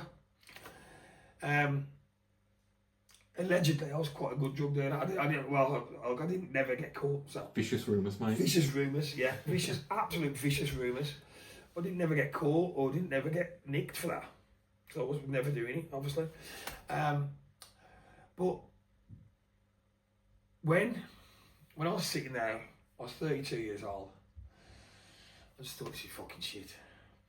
So I come out and I was sitting in a council estate pub in the middle of Darliston. Sitting in the Why Not. And little Dodo, this little Asian guy, I ain't gonna mention his name, he was in there, he owned a brewery. And he was asking people if they knew anyone that wanted a job. Obviously, you ask someone if they want a job on a council estate, fucking 10 people put their hand up, yeah, I'll have a job, I'll have a job. When they knew what the job entailed, it was looking after one of the roughest fucking pubs in the West Midlands, and it was just an absolute fucking nightmare in there. The lads had just took it over. There was fucking drinking the beer for free, smashing the place up. They couldn't give a fuck. So he wanted someone with a little bit about him who could maybe control them, probably befriend them. Yeah. Let it not happen anymore, whatever. So of course, as soon as people found out what the job was, no, fuck that, I don't know. But I got recommended 4 times in one afternoon by different people. And he come over and spoke to me. And he said, I do this job, and I said, yeah.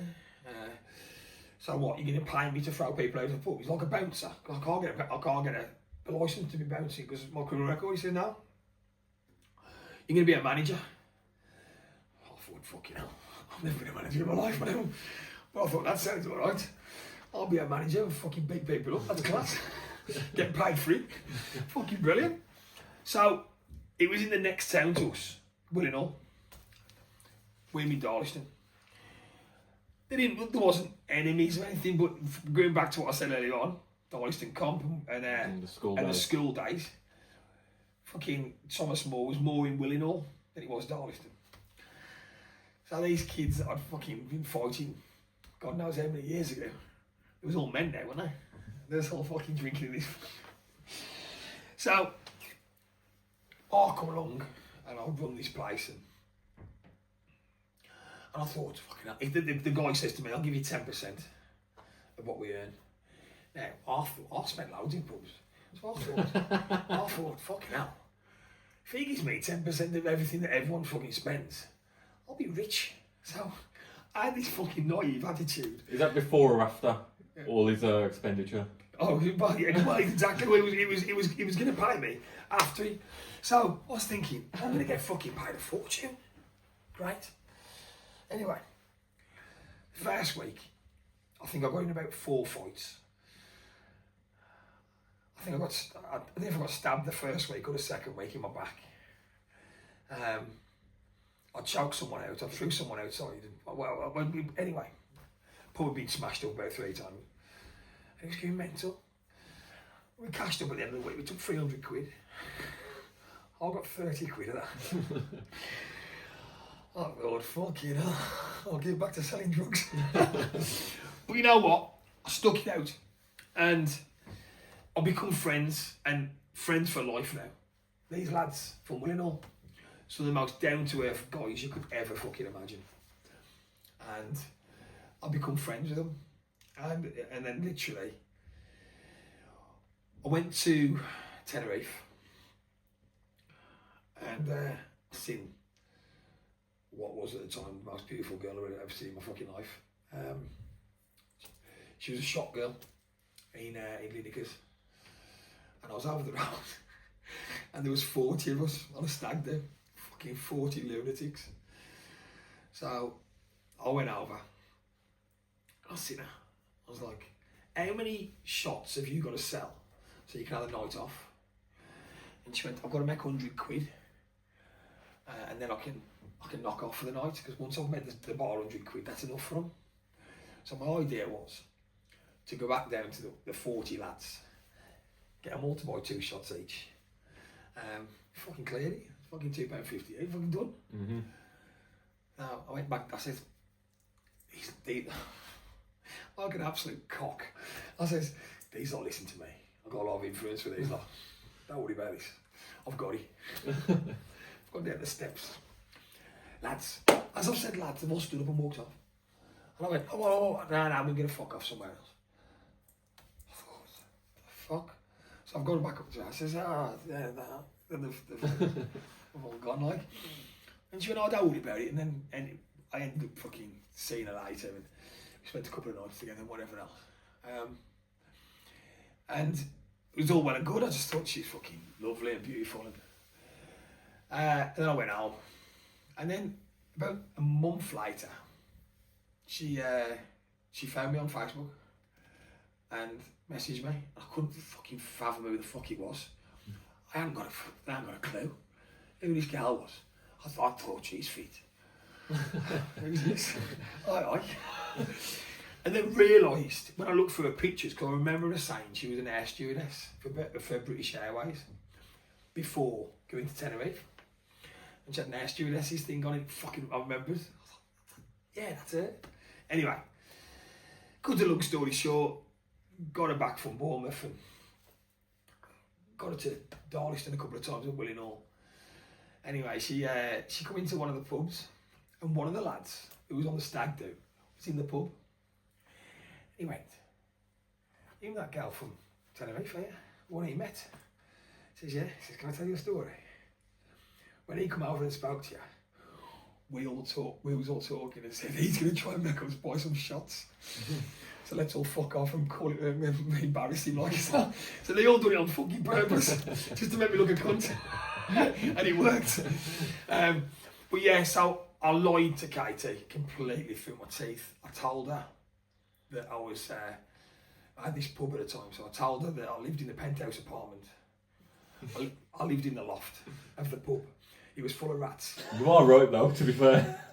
I didn't lie, I bent the truth, this is what I said. I told her I run a wine bar. I run a bar that sold wine to winos. And I also told her that I had staff. I was the boss. I had one member of staff on £5 an hour cash in hand. And bless her, Ben, she's fucking beautiful, and I love her, and I love her to this day. But yeah, so I fucking spun Katie a right line, man, and she come, and she seen it for what it was. Blown away, I imagine. Yeah, blown away, absolutely blown away. But I think she found it quite funny as well. The first time she turned up at the pub, the toilet door was behind me. And as you walked out the men's toilets, the cellar door was there, and you had to lock the cellar door all the time because it didn't open like that, you could just push it open. And everyone was pissed in there. So I opened at 8 o'clock in the morning, and everyone was just leathered by about fucking 12 o'clock. Everyone was pissed. She come the one day, and she was standing, the bar was there, directly opposite. And these guys fucking hell. I can't tell this story, but I piss myself. The guys come out of the toilet, And because he's hammered, someone forgot to lock the cellar door. And he's leaned against the cellar door. The fucking door's gone open. He's fell top to bottom of the fucking stairs. And he's come back up and he's absolutely pissing of blood. He's fucking blood all over his face. And he's like, fucking hell, he's fucking stinking drunk. That was the first impression she ever got. We had fight after fight after fight there. It was madness. Me and Dave, we joined forces and become quite a good team. This guy, local guy. So the trouble stopped in the pub after a few months. The pub got a better reputation, and Katie come along, and they called her Peggy Mitchell because she had a bit of a Cockney accent. Get out my pub, and like all that fucking bullshit. But she was nice. She was. It was like a bit like Beauty and the Beast, to be honest. Like I was fucking a bit of an horrible fucker, and she was actually like nice to people. Yeah. People liked it. It worked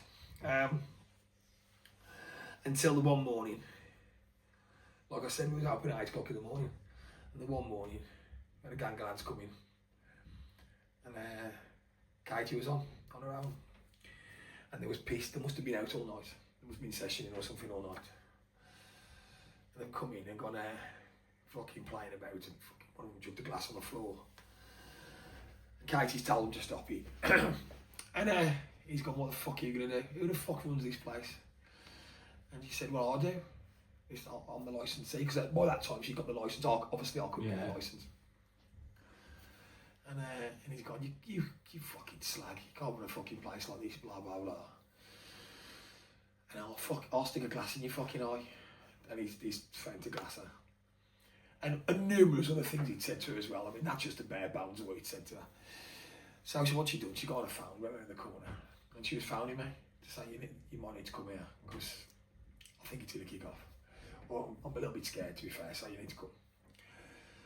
And he leaned round the bar and he's seen her on the phone, and he's like, are you fucking phoning the police? This little old man. Do you remember handicapped? He had handicapped, he had a fucking cap on, a big nose, he's on a gambler. He looked like him, people know what I mean, handicapped. And his cap was like this, and his nose was like that big. There was a guy at the end of the bar, and he looked just like him. And he said, Joe, in about 10 minutes' time, you're going to fucking wish you found the police. And he went, what do you mean? He went, because what's coming to you is fucking worse than the police, aren't they? And he just sat there and sipped his beer again. Katie said it was fucking like off a film. It was priceless. Anyway, they're still kicking off, and as it happened, I was with Dave. He was out doing something. So we've come fucking ploughing up the street on the wrong side of the road, on a one-way, in a one-way street, wrong way up. And we've jumped out and we've run in, there's 4 of them, or 4 or 5 of them. And we've run in and fucking started lamping them and whatever else, and dragging them outside. At the time, we was having building works done at the pub. So we had a skip outside. So we're knocking them out, unconscious, and fucking me and Dave were throwing them in the skip. And there was one left, and we'd threw, I think there might have been 4, there might have been 5 of them, but we threw most of them out. David threw a couple in the skip. It was all fucking knocked out and bleeding outside and whatever else. So I went inside and I said, where is he? Where's the last one? And she went, he's there. And he was already behind the gambler. And I went, and she went, but he didn't do anything, to be honest. He was the quiet one. And we didn't do anything to him. We just said, fuck off. And he'd run. And that always plays on my mind, because I thought, you know, if that was me, I wouldn't have run. I'd have been a prick about it. And I probably got my head kicked in. Yeah. But he did. He run. And he scarpered and he went out the door. But them kind of things happened on big scraps on a monthly basis. We've had people run through with machetes and all sorts. It was fucking crazy. But eventually we turned it round.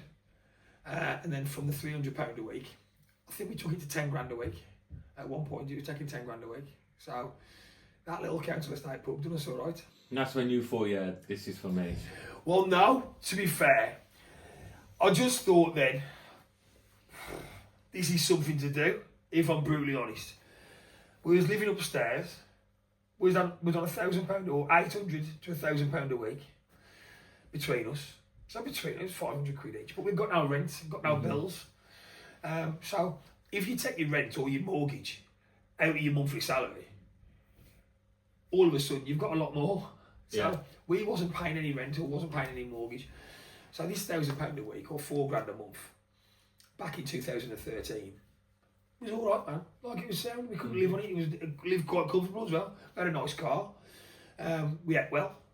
We went on nice holidays. And then what we done, we'd earned enough money, or we got the pub at a good standard, and we got the lease. We was just managers, and then we was leaseholders. So we got the lease off the brewery, and we put our own managers in there. We had a girl. I think she's the area manager now for the brewery. So we let her manage the place, and we had some staff, and our jobs was obsolete. We hadn't got to do anything. Yeah. Katie was fucking going out and having her hair done and having her nails done and going on her sunbeds and whatever else she was doing. But I was going out my fucking mind because my ADHD was going around a twist. I had nothing to do. So then I was getting in trouble again. So I went back to it, and I went back to doing things that I probably shouldn't be doing. I went back to fucking scrapping and whatever else, and I just thought I was just getting in bother because I was bored. The same story of the rest of my life. I was just fucking bored. And then literally Chico, the Asian guy. I've mentioned his name there. Don't wanna. He's all right. The Asian guy from the brewery found me again. He said, "Do you know what you've done there? Do you want to do it all again? It's a bigger place in Warsaw." I said, "Fucking yeah." Show me the way. She was like, no. And I said, "I've got it, man. I've got to go and do it." He said, "But this time it's students. Not like wannabe gangsters or fucking council estate lads. It's students." I thought, I could fucking handle a lot of students. Fucking hell. What are they going to do? Fucking hit me with the fucking library books. Do you know what I mean? I thought I can do that. I can do that all day long. So I was getting older as well then, so I was getting a bit slower and fatter. I thought I could fight students, that's fine. So we went and took over the Wharf Bar in Warsaw. And we done that. And again, without going into too much detail, we was taking $3,000 a week when we got there. And we took that, our best week was 29,000. And then we was getting 10% of that and 10%, and we had the lease to that, and we managed this. So we're getting a wage and then getting the takings. So that then was decent. We was on some decent money. Life was good. Then I realised I could fucking do this. Hospitality was my thing. Because despite my fucking anger and troubles, the good thing about it, I'm a people person. Yeah. I can fucking stand in a room and entertain. I can have everyone laughing. And that's hospitality all over. And I was like, in a roundabout way, I was born for this. Like, this is what I've been doing. Hospitality. I was the class clown. I was fucking entertaining in the class. I was the jail clown.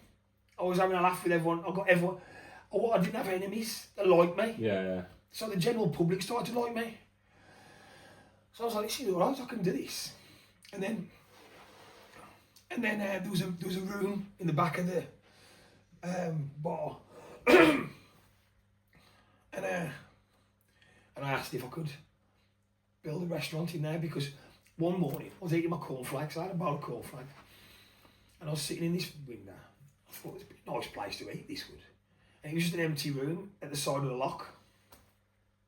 I thought, I'd like to eat here. I'd eat a nice bit of pub grub, looking over the water. Fucking beautiful. So I went to the brewery, and I asked them if I could build a restaurant in there, because I had a bit of money, I had a bit of savings. And not Chico's business partner, told me it was a shit idea and a shit concept and a shit name. So, told me I couldn't do it.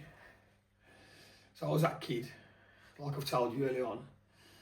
tell me not to do something, I'd fucking do it twice. Like, if you tell me not to touch that microphone, I'd throw it across the fucking floor. Like, that's the kind of thing that's the kind of person I was. So, I thought, nah, I'm fucking doing it. So I went to his business partner again and I fucking sold him a dream. So Chico says to me, okay, you give me 10% this time. You can give me 10% of your takings. You'll still get your money from here. You'll get your money from the original one, and then give me 10% of this, and then you take the rest. Now, the beauty of that, you can never be in debt, because for your rent, if you've got to give them 10% of what you took, if you've had a shit week, you give them shit rent. Yeah. If you have a good week, you give them good rent, but you've still got good money. Yeah. So it was a win-win. I thought, fuck it, love that. Now, we built it, and we just built 7 tables. 7 booth tables. And it was decent, it was nice. But the food was a big shit. And it didn't last long. The Lockside restaurant kind of took a fucking nosedive. I thought, what can I do? I need to do something. And I put it on social media. What restaurant would you like in Warsaw if you could have anything? Steak. So I'll sit there on the same day. This is now, I'm a massive believer in fate, right? And karma. What goes around comes around. And when we go on to something later, I'll tell you why. But this is weird what happened. So steak. And some woman, quite a biggish woman, walked into the bar. She went, "Are you Matt?" Yeah. I went, I was hoping she wasn't going to say, "Well, this is your son." Like, I was she's like, "Are you Matt?" I says, "Yeah." She says, "You got any jobs?" I went, "Not really, Bab." I says, "What can you do?" I said, "I can cook a mean steak." I swear to, that's just going to be people, I said that. I can cook a mean steak. And I went, "Oh, I'm cooking mean steak." I went, "Fucking hell." So I went, "Yeah, let's fucking do it." Anyway, so I changed the menu to a steakhouse, the Lockside Steakhouse. And the menu was very short, very sweet. It was just like 6 steaks, no sides, no fuck all. I didn't know what the fuck I was doing. I was completely winging it. I remember getting fucking slated all over social media because I hadn't got a Chateaubriand. I didn't even know what a fucking Chateaubriand was. I was like, "I'm from Moxley, mate. I'm from Darlington. I don't know what a fucking Chateaubriand is. We had rump steak, that's all we had, if we was lucky." So that happened. And then we got this menu up and running. People started to come in. And then, this was in 2019, in March.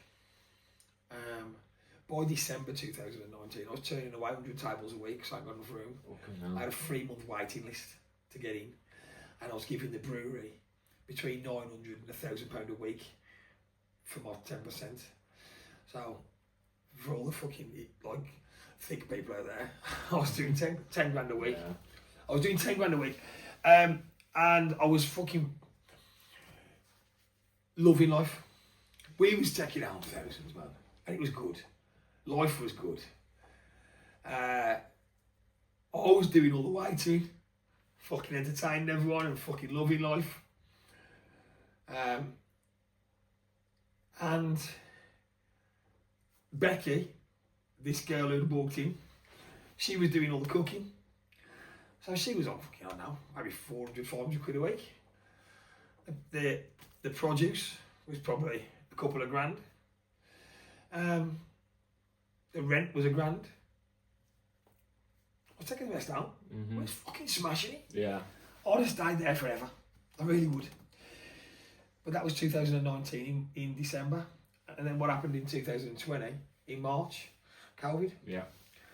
COVID come along and just wiped us out. Like, we tried everything. Like, every little fucking trick in the book.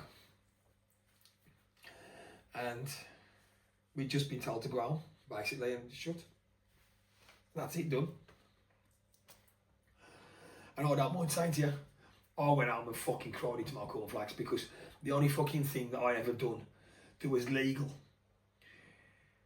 And tell me someone legal, after being in jail all that many times and doing this, that and the other, it was taking home $5 a week, legally. I could spend it on what I fucking wanted.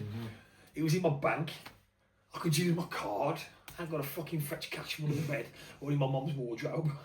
Like, it was like, I could use an actual fucking bank card and I could go on holiday when I wanted and justify and paying tax and VAT. I could fucking do it all. I was like, and then all of a sudden, just fucking wiped out. So I was like, wow, what's going on here? So, all of a sudden, the grants and that started coming through to pay your rent. Yeah. And to pay your amenities, your gas and electric. And the cogs started ticking in my head. I had a contract to say I had to pay 10% of my earnings. The grants wasn't an earning, it was a grant. My earnings was 0. So my rent was fucking 0. 10% of 0 is 0. And it put a few people's noses out of joint, but I knew that this was for a reason. So when I got the grants and the bounce back loan, providing I used it for the same business, it was completely above board. The same VAT number, the same everything. Nobody mentioned that you couldn't move location. That was okay. Well, I think that had been overlooked, if anything. So my little fucking criminal mind come out and like my fucking mischievous, and I was looking into all sorts and I found loopholes. Yeah. And I found legal loopholes that I could do. And I found a derelict pub in Stourbridge. It'd been shut for 7 years. And it was a shithole, to be honest. And I went in there with a lump sum of money that I'd got off savings, grants, bounce back loan, whatever else. And I spoke to the two brothers that own the place and I said, listen, can I lease it off you? I can't afford to buy it. Like my credit history is fucking absolutely useless anyway because of me being in and out of jail and whatever else. And I'd not long started the steakhouse, so we had no accounts. So I couldn't get a mortgage on the back of the accounts because you've got to have 3 years, same as anything else. But I had a load of money. So I said, I'll do it up off my own back if you give me a lease. So it's a win-win. I'm getting a business and your fucking property's being done up for free. Luckily, the two lads involved was the proper sound blokes. So to this day, get on with them like an house on fire. Both of them. And they says, yeah, let's fucking do it. So I went in there, done it all out, and we set it all up again. When the lockdown finished in 21, in April, on April the 12th, we opened up for outside areas as it was, and fucking smashed it. The place absolutely smashed it. I loved it. We went completely straight and everything was good and it was a bit boring. There was no one kicking off. No one was to a restaurant and fight today. Just go and have some food. They go to the pubs and fight today. But this was all new to me. It was all different. Like, they weren't out throwing people out. Do you know what? I threw about 3 people out in 5 years in the restaurant for good reason as well. And when I do, it gives me a little bit of a buzz. My little belly goes over. And it reminds me of the old days. But it wasn't. It's not like that. It's like a nice place. It is a nice establishment. Yeah, you've been yourself, are you? Yeah. You can dress nicer. Dress nice, but this is the thing, right? I've never forgot my roots. I know where I'm from, right? You can wear your work clothes, you can wear your shorts. I'm walking around there in shorts and flip-flops. I live there. Yeah. So I'm walking around in shorts and flip-flops sometimes. I don't give a shit what you... I got chucked out of a quite a famous leading fucking steak brand place. Carter. Sorry, I coughed. I got chucked out for having tracksuit bombs on. And I just thought to myself, I'll never do that. Because that person could not be well off. Could actually be fucking skint or on the dole or whatever. And he's just trying to take his missus out. He's just trying to impress her. It might be a birthday. It might be an anniversary. He might have been saving up for fucking 3 months. As far as I know, who am I to judge what people's fucking wearing? Maybe he just wanted to take his girlfriend out, or maybe take his kid out. How dare someone come over and say your fucking tracksuit bottoms don't fit the fucking atmosphere or whatever? Yeah. Bullshit. Your money's all the same. It's all got the king's head on it now. It's all worth it. So, like, I'd never judge like that. As long as they're respectable and paying the fucking bill, it's all matters at the end of the That's day. all. The attitude is right, and then paying the bill at the end. Like, who are we to judge on how someone dresses? That's it. Especially with how we look. I don't think I've ever dressed up. Yeah. Okay, it's mad. But yeah, it's a nice place. It's been open now 5 years. We've opened the calf, the Oxide Calf in Warsaw, off the back of it.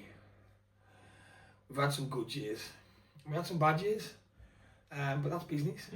That is fucking business. Yeah. Me and Katie, we split up after 11 years, but we're still business partners. So we have to crack on. We've got the business together, and the business feeds the kids. And so I now live above the steakhouse and she lives elsewhere. And everything was perfect, really. And I've never, relationship-wise, I've never really, sounds shit, but I've never really been bothered about somebody else, about the girl. Like, come and go tonight. Like, that's what I've always had, that attitude. Yeah. Never really found the one until last year. And I thought I had, 2024. I thought I'd found someone. And I went all soppy and fucking changed. Honestly, something that I've never done before. Like, literally fell fucking head over heels in love with someone I met on holiday again. I got this habit of doing this. And went through 16 months of absolutely adoring her. Like, when she walked into a room, I felt like everyone else was invisible. She was like everything that I've ever wanted. She ticked every box, but she lived quite far away. So I look forward to seeing her every few weeks and whatever else. And I just a fucking adored her. Only to find out that all the time she was seeing me, she had a boyfriend. And it fucking broke me. It absolutely broke me. This big, hard exterior that I thought I had just turned to fucking mush. And I've never really had that before. I've never really felt like that when I split up with someone. And it was like my fucking life had come to an end. And yeah, I contemplated suicide a few times because I couldn't think straight. I couldn't sleep. I couldn't eat. It was like someone was reaching to my chest and squeezing my fucking heart like that all the time. And it was fucking horrible.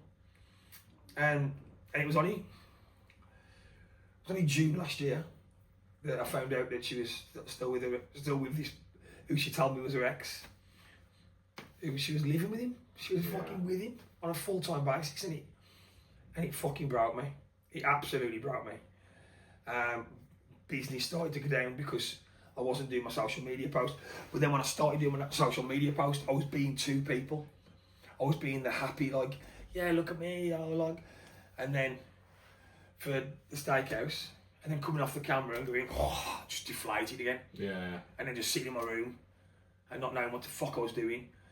I made some fucking bad decisions, man. I was like, fucking trying to chase her and trying to fucking, they're sending them big long paragraphs and that, the absolute, but like, it was just horrific. It's what love does to you, mate. Bro, I've never been in love before. I'm telling you now. When you go through that, even when you've been mugged off the worst possible way, you'll still give her everything. Bro, everything. And you look back, wouldn't you? You think, what?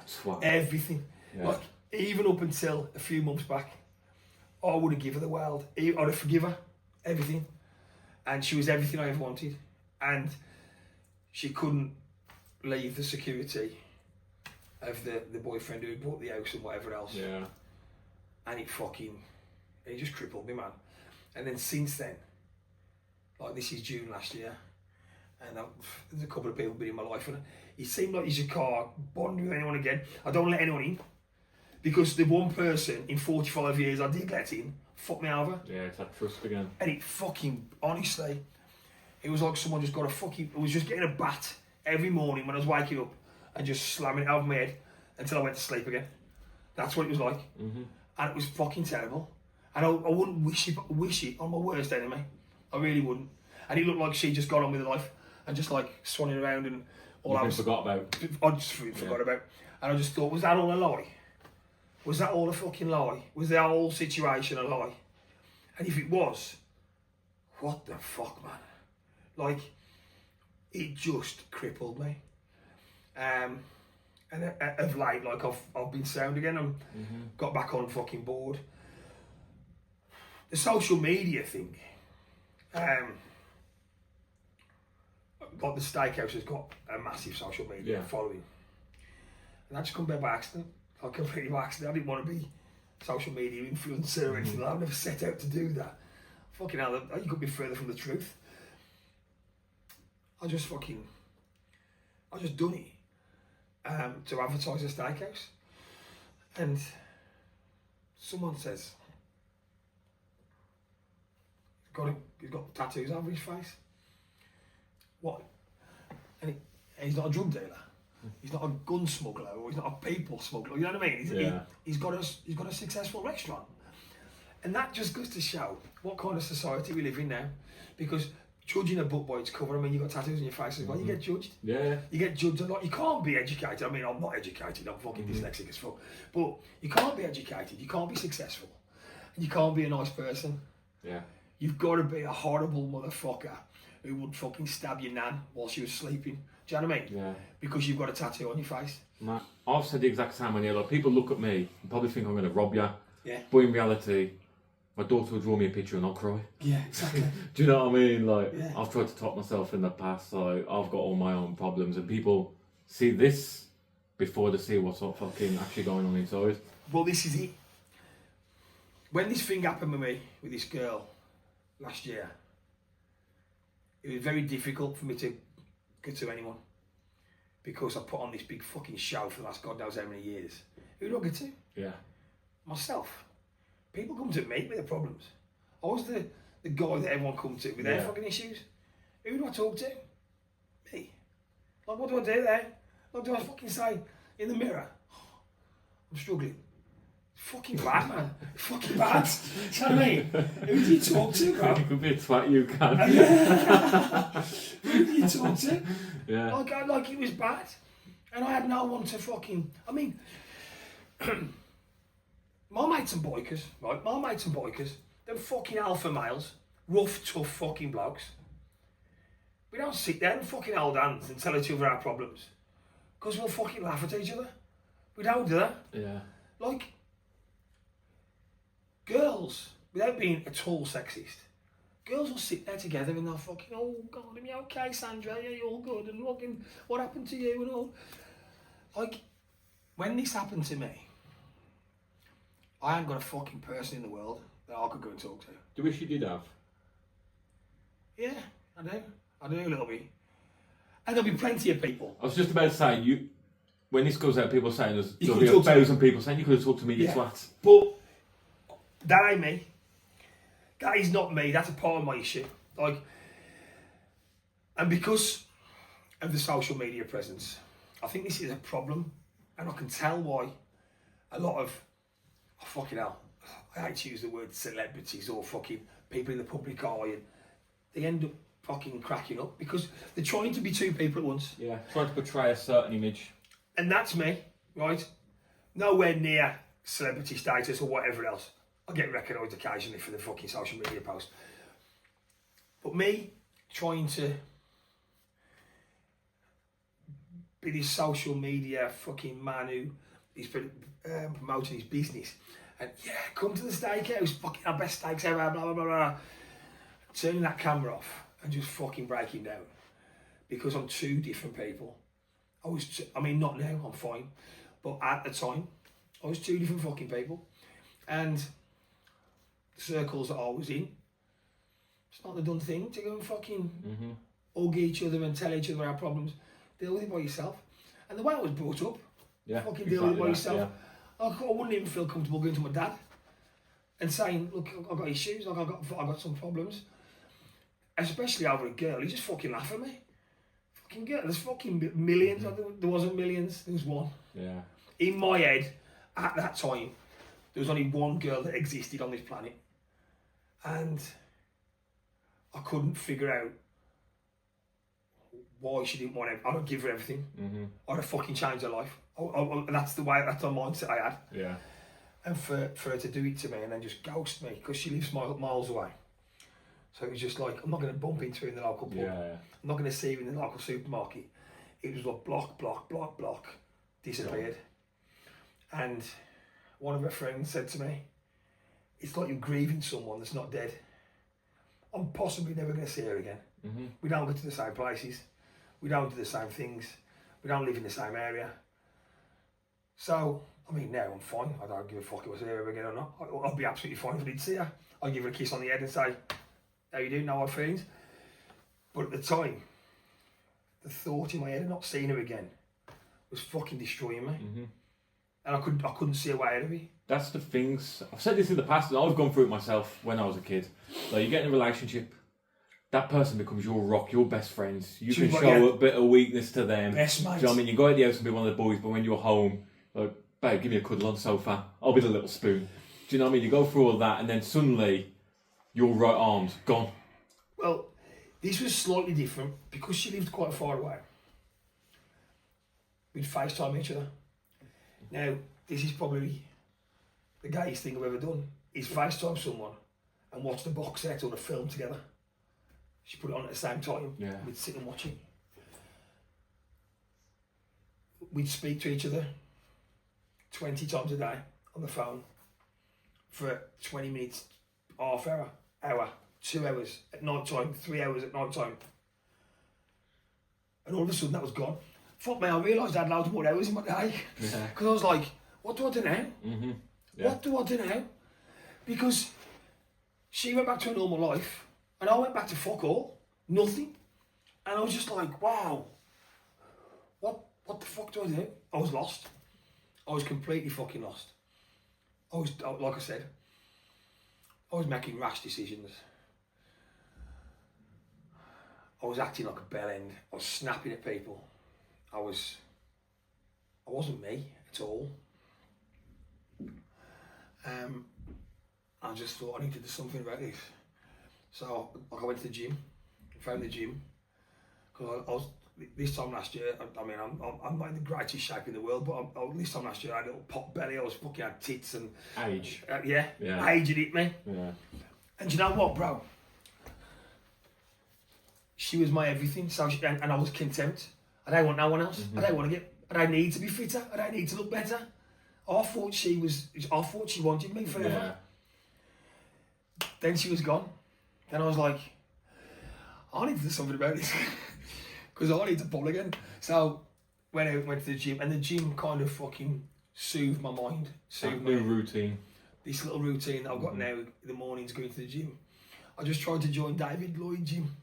Can I say that? Can I say the name? But I don't like it at all because it was too pompous. It was just, I've done one day, went back into this reception and says, it's safe for me. I was like, what's it too posh? Because it was, you had the Instagrammers fucking taking pictures of films of the trainers going all the way up the body, and I was like, whoa, I just want to fucking lift a few weights and fuck off. So I went back to the old gym. Like, I thought I was above my station doing this posh gym. But yeah, the gym has proper helped me out, and it's proper fucking done me well. And it saved my life. It fucking saved my life. Just being there. I mean, don't get me wrong, I've never fucking tried it. I'd contemplated it, I'd thought about it. And I remember the one day looking at the loft, saying, oh, I wonder how far that is from there to there. And I was like, oh, what the fuck am I thinking? Like, I was thinking how far I'd drop. And that's when reality kicked in. I thought, whoa, this ain't me. What the fuck? Over a girl. Not even one of my baby mums. Over a girl that you fucking met who was lying through her fucking teeth to you, who had you over a barrel and literally fucked your ass. Like, it was fucking ridiculous. That's what I felt like. And all the fucking shit I've been through in my life. I mean, we've touched on a few bits. Like, we could fucking sit here for a month talking about shit. Course, yeah. All the shit I've gone through from life, I would go through all that again. Instead of going through that one episode. Because that one episode felt 20 times worse than all that together. It just fucking destroyed me. And I'm glad my dad did bring me up like he did. Because if he didn't, again, I probably wouldn't be sitting here. Yeah. If I was a weak-minded person, because I'm a strong-minded person, I'm a fucking good character, and that tested me. And I just didn't think it ever would. And I think I let my guard down. And I was just blindsided. And I never thought she'd do it. I thought she loved me. And it was all bullshit. Mate, the prison cell in your head's worse than the prison cell you could be sitting in. Do you know what I mean? Couldn't have said the true word. When something's in your head, you know what? I can't switch this off in my head. Ending it might be fucking for the best. It was horrible. And you know what? Fuck that bitch at the same time. She'll have to live with it. Yeah, well, bro, I had fucking things in my head that I was going to fucking put a note in my pocket and that I'd just blame her. Yeah. And I just couldn't even do it to her. I couldn't do it to her. And now, bless her, I'm happy that she's gone back to her family and she's happy and she's a fucking good mom, man. She's a fucking fantastic mom. She's got a little girl and they're like best mates in it, and I fucking love her for it. Like, she's mint, she's proper. I'd never let myself be in that situation again. And the shit thing is, I'm 45. I'm not spring chicken anymore. So I probably never will get myself in that situation again. I don't want to, because fucking hell, bro, I'll keep with someone else. And the fact that I couldn't tell anyone was fucking terrible. Well, you could, you just felt like you couldn't. I felt like I couldn't. My character itself and the people around me, I just thought, what am I going to say? Why don't you go for professional help? Because I was embarrassed, bro. Yeah. I was embarrassed. I've never been for professional help. I've never told a doctor. I've never told fuck all. I've just dealt with it myself. And the fact that I have dealt with it myself, and the fact that I've come out the other end, makes me a bit smug.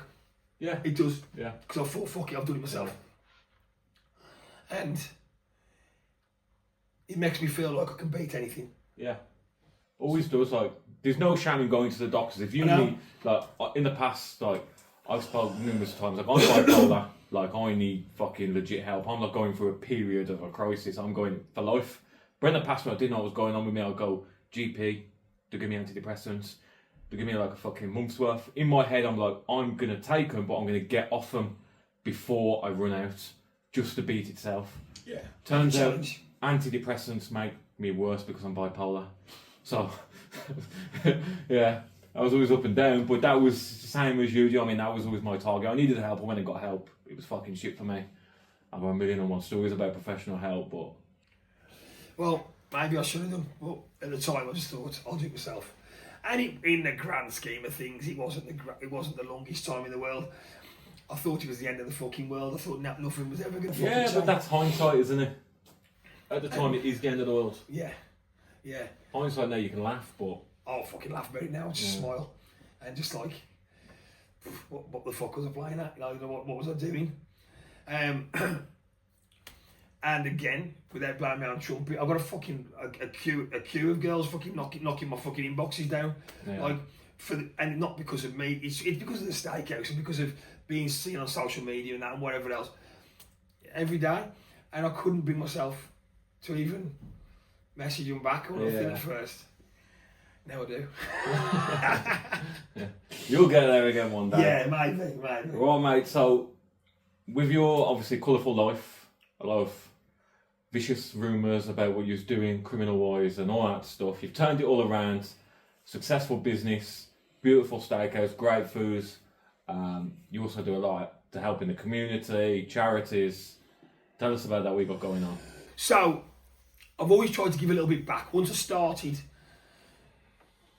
being good, I thought to myself, I've got this saying that they probably won't let me in heaven, but they'll probably let me sit on the grass outside the gates, right?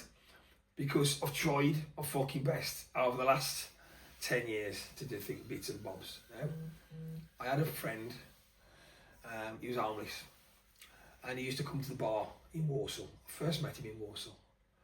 And he used to come to the bar every other day, every 3 days. And I used to feed him like jacket potato, a bit of pasta, something cheap, but fills his belly up. Yeah.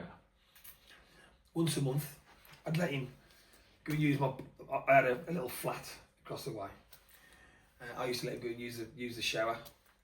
First time I let him use it, he fucking used every bit of shower gel I got, like everything. So when I knew he was coming, I used to buy the £1 shower gels, the fucking mint and the apple and whatever else, the other little colourful ones. I used to buy 5 of them. I thought, I'll use all that. Fuck, he did. He used 5 shower gels, or like bottles. So every time he'd come, I used to buy, and this only cost me fucking £5, only £1 each. I used to buy them. And me and him, he was homeless, and people of Warsaw will remember him because he used to have a sleeping bag or a blanket around his shoulders. Anyway, he was, I hadn't seen him for a fucking couple of days. I was fucking, where's he? Anyway, just thought nothing of it. One of my staff had asked me to be godfather of the baby. And they was doing a gender reveal. So they said to me, we come to the gender scan, and then we'll have a scan. You sit in the reception. The woman will bring you the gender, and only you will know about it. So when you do we want you to be the godfather, but we also want you to do the gender reveal, because you'll come up with some fucking wacky idea to do. Tell us. I says, yeah, I'll sort that. So I'm sitting in the reception, and the woman behind me was talking. She went, you know who I mean, with the one with the blanket round his shoulders, the homeless guy.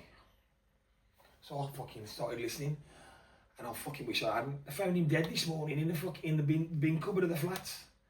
And what he'd done, he'd took a heroin overdose, or maybe he took an overdose. Maybe he just slept, and he slept downstairs in the bin cupboard because he couldn't get to wherever he was going. He took too much, and he fucking froze to death downstairs in my bin cupboard in. Okay, the flats where I lived. And like I was saying earlier on about me blaming myself for my mate dying, or not blaming myself, just if I couldn't do anything about it. I was thinking to myself, was he trying to get to me? Was he trying to get to my flat? I couldn't fucking, honestly. So what I done, I thought to myself, I've got to start doing a bit of good here, because fucking shit things are happening to me. Even when I'm trying to be good. I need to go out my fucking way to be good, because karma, what I mentioned earlier on, is a bitch, man. And what's happening now is karma's coming back and biting me on the arse. So I need to do something to reverse this karma. And to make awareness of my fucking mate who's fucking died. So the first thing I've done is I went homeless. Personally, for a week in Birmingham. Now, it was my 40th birthday. It was like 6 years back. 6 years back, I went homeless, and I was doing alright for myself, and I was a little bit of a fucking egotistic prick, to be fair, back in the day. And I'd be drinking bottles of champagne and fucking, I'd be on fucking speedboats in Dubai or whatever I was doing. Fucking stupidness. So I thought, everyone expects me on my 40th birthday to be fucking doing something exotic or luxury. So I'm going to do something the complete fucking opposite. I'm going to go homeless for a week in Birmingham. I took a sleeping bag and a t-shirt, and that's it. A sign saying, your girlfriend fancies me, give her £1 and she'll buy me a coffee. I don't know what. Fucking. And another one, I think that Caroline Flack had just died at the time. And I just had a sign saying, be kind. That's all I had. And went for a week and thought it was going to be easy. It was the fucking most horrific thing I've ever done in my life. It was fucking, mate, it was difficult. And I'll tell you why it was difficult. I've mentioned my ADHD a few times. The amount of time that you've got on your hands if you're an homeless person is round the fucking bend. It's like someone snuck another 48 hours into the fucking day. I was like, it's 11 o'clock in the morning, feels like I've been sitting here forever. Because you've got nothing to do. So the boredom sets in. So I started making friends with the homeless and telling a few of them what I was doing and what I wasn't doing. And I remember the one day, I'm sitting there, this guy's come over and he's gone, because I had it in my head that I'd do exactly what homeless people was doing. So if I got offered a settee for the night, I'd get on a settee, a stranger or not. Like, I was alright, I could fucking look after myself, I'm fucking sound. This guy's come over and gone, we were talking for a bit, I'm in the doorway. And he says, do you want to come to mine? He says, you can stay at mine for the night. So I fucking sized him up, I thought, I could fucking take him, I reckon. Hopefully. Anyway, he's not no fucking ninja or something, I can take him. So we walked from Birmingham to Lazells at 1 o'clock in the morning. When we got to his place, he had to move this bush back and he'd got a fucking makeshift fucking shed built out of pallets.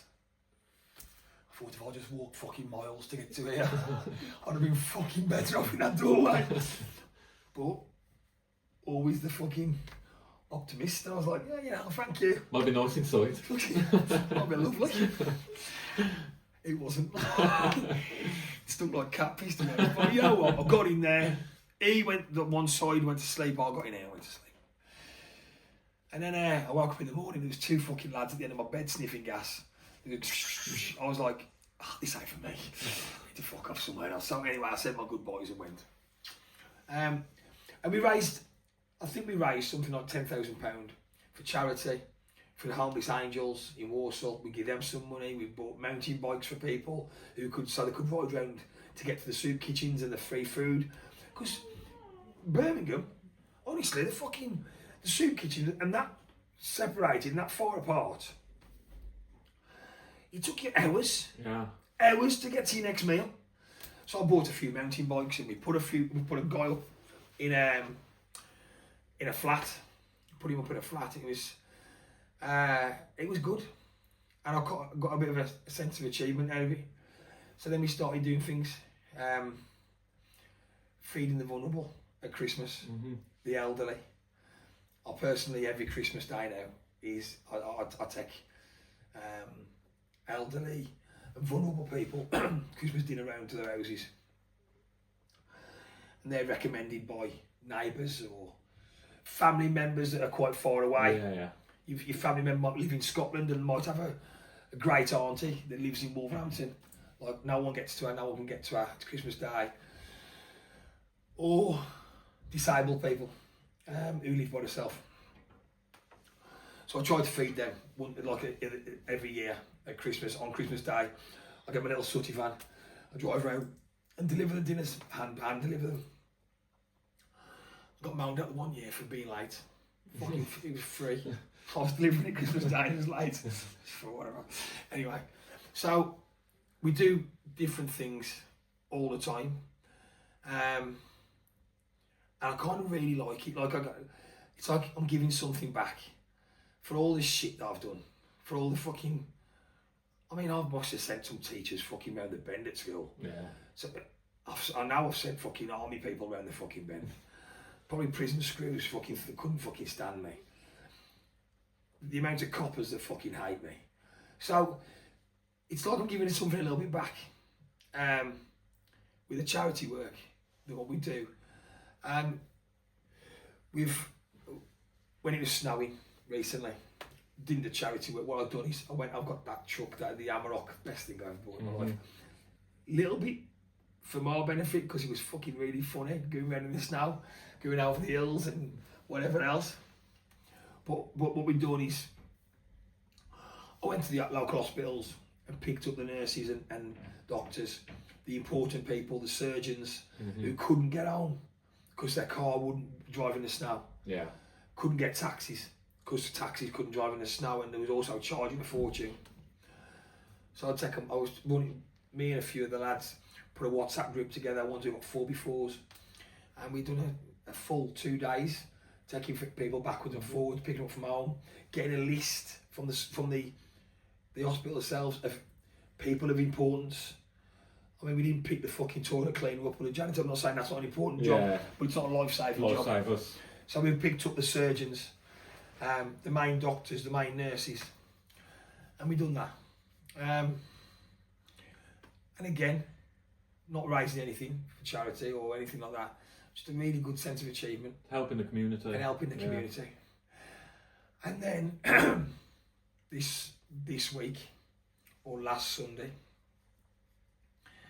I had a message that fucking, if you was a grown man and you didn't cry, you wouldn't have been fucking human. Yeah. I got a message about a young girl called Amelia, who's 7 years old, and she's got stage 4 cancer. And it's her birthday on the 3rd of March. And all she wants for her birthday is to break a UK record of the most birthday cards presented to a child in the UK. Currently stands at 8,000. And already, just a little message on Sunday evening, not this Sunday, Sunday before. I thought, I could fucking do that. I reckon if I put a video out, there's fucking 80,000 people on the Steakhouse fucking social media page. Yeah. If fucking just 8,000 of them from one card each, piece that. So I just thought I'll just do it on the off chance. I've done it at 9 o'clock in the morning, on Monday morning. Went to the gym.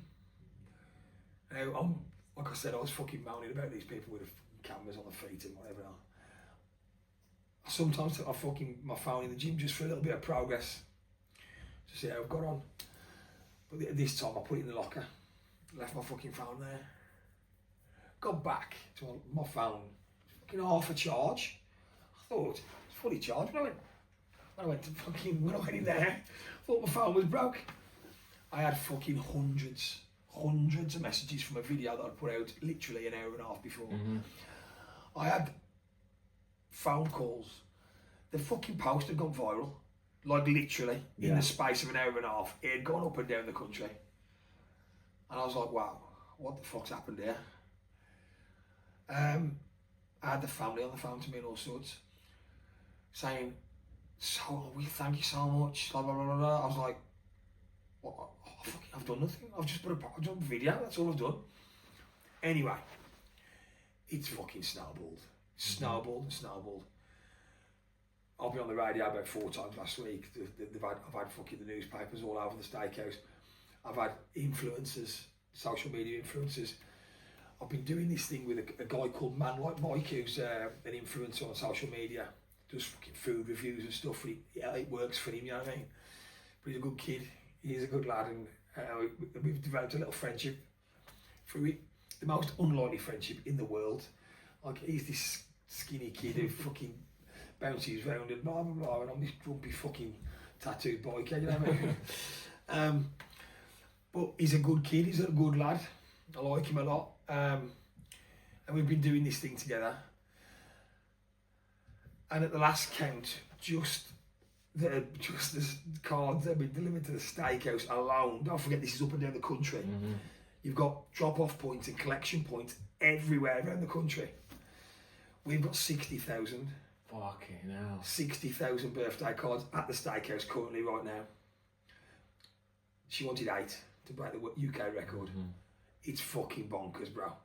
It's bonkers. And I done a video yesterday. Do you know, like 10 years ago, I could have done that video. Now fuck her and listened, you know. Yeah. Everyone would have gone, fuck him. The last 10 years I've tried to change my life. Tried to turn it around a little bit. I mean, fucking hell, I'm no angel. I'm fucking... Fancy if I went on the floor, I'll still fucking scrap you. Probably won't win, but I'll have a good game. My mindset's still that sort of mindset where I'm not bothered, I'm not scared. I prefer not to though now. And try and do a few good things. And I just thought to myself, 10 years back, they wouldn't have fucking known any listen. And I was so fucking humbled that people had actually gone, yeah, he does good. He does good for the community. Let's follow him, let's do it. Let's do this. And for the whole fucking country to be talking about it and doing it. And if you've got Facebook and Instagram, if you haven't seen the Amelia thing, then you haven't been using social media because it's fucking everywhere. It's literally everywhere. And I've had people coming to me saying, I didn't start it. I mean, I seriously did not start this campaign. It was already started.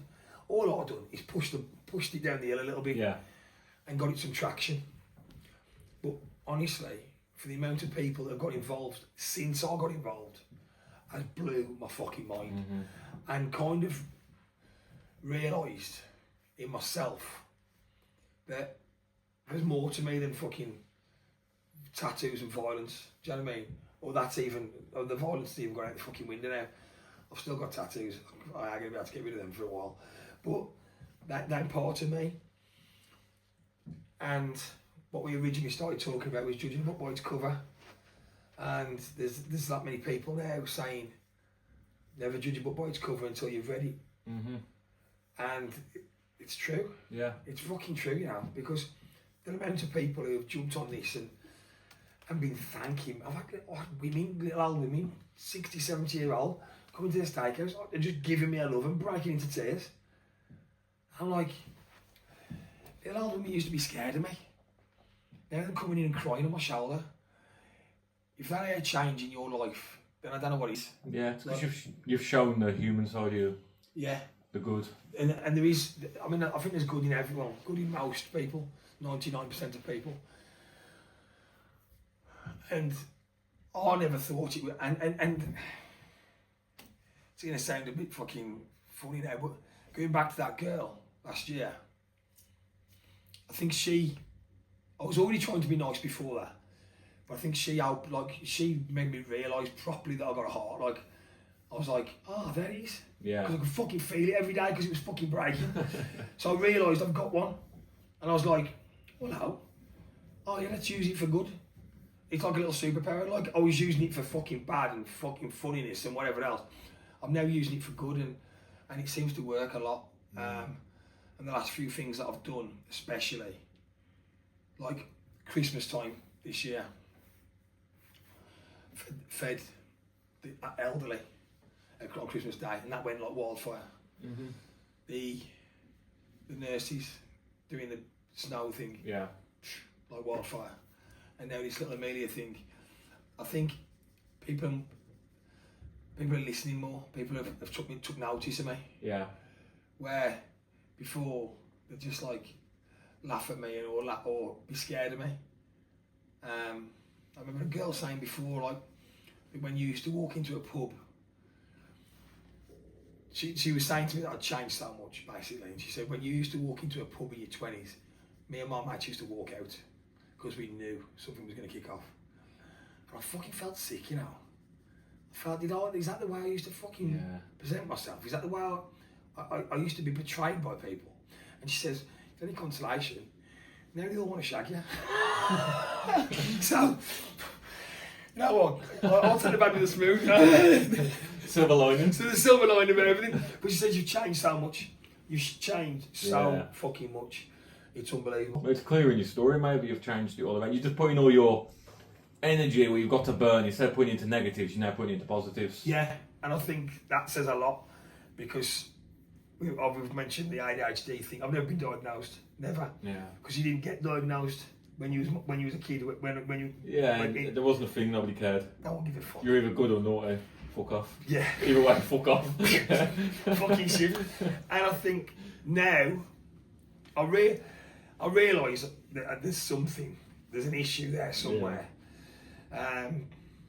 But I'm just so glad that I can use it for a positive situation. Yeah. And to make people smile or make people happy. It's better than fucking. I'd rather fucking smile than cry. Yeah. And we all would. Of course. So, yeah. And like I said, I've said this before. They might not let me in heaven, but I reckon they'll let me sit on the grass and look through the gates. Look through the fence like that. Look what you could have had if you'd started it earlier. But I'll be happy. I'll be happy outside. As long as I go down there, I'll be fucking alright. Burning in fucking hell. Yeah, I'm all good. Yeah. Right, mate, last couple of questions. This one, what would you say now to all the blokes listening, but like the proper blokes, you know what I mean, the geezers who are sat there struggling, they've had their heart broken, they're going through some shit. What would you say to them? I'll just say it gets better. It does get better, and fucking bear with it. If you're like me and you wouldn't get professional help, I can't fucking say go and get professional help because I didn't, and I was all right in the end. You've got your own stories about professional help. I haven't got stories about professional help because I didn't do it. I've dealt with it by myself, and it gets better. It gets it's okay, and you know what they say, to get over one girl, get over another. To get over one, get under one. Is that what it is? I don't know, fucking whatever it is. Get over one, get under one, yeah. Well, whatever. Or get under two at the same time. That's fine. That'll do the trick. But you know, there's always light at the end of the tunnel. It seems like, I mean, last June, July, fucking hell, it was like that. That's how dark it was. Yeah. That's how fucking dark it was. And it got better and easier and easier and easier. Time's a great healer. Time is a fucking great healer. I had a bit of a shit time because I had to pretend to be someone else. And whilst I'm pretending to be someone else, I'm fucking dying inside. And I think, which, bless her, the girl in question, I think because I was portraying myself as being okay, she thought I was. Yeah. But I wasn't. And whether that would have changed things or not, I don't know. Fucking hell. Yeah. I don't know how cold-hearted and fucking horrible she actually is. But, like, I was telling everyone was okay, because I'm on the internet, I'm doing social media, and I wasn't okay. I mean, I am okay. I'm okay now. But at one point, I was fucked. What I'd say to anyone out there that's going through the same thing, who's battled the same demons, it gets easier. It gets easier. And just bear with it. Or get professional help. Like I said, I didn't do it, and I was alright. I'm alright. Like, professional help didn't work for me, it was a lot of fucking shit, but that's me on different, like, do you know what I mean? I was going for help as a fucking teenager, bro, because I knew I didn't want to be there for no reason. I had no reason to kill myself, I just wanted to kill myself. Now I'm going to get help, and they're like, there's nothing wrong with you, you're too young for that. Get out of here. Thanks, cheers for that. Do you know what I mean? Thanks for that. Do you know what I mean, cheers? Yeah.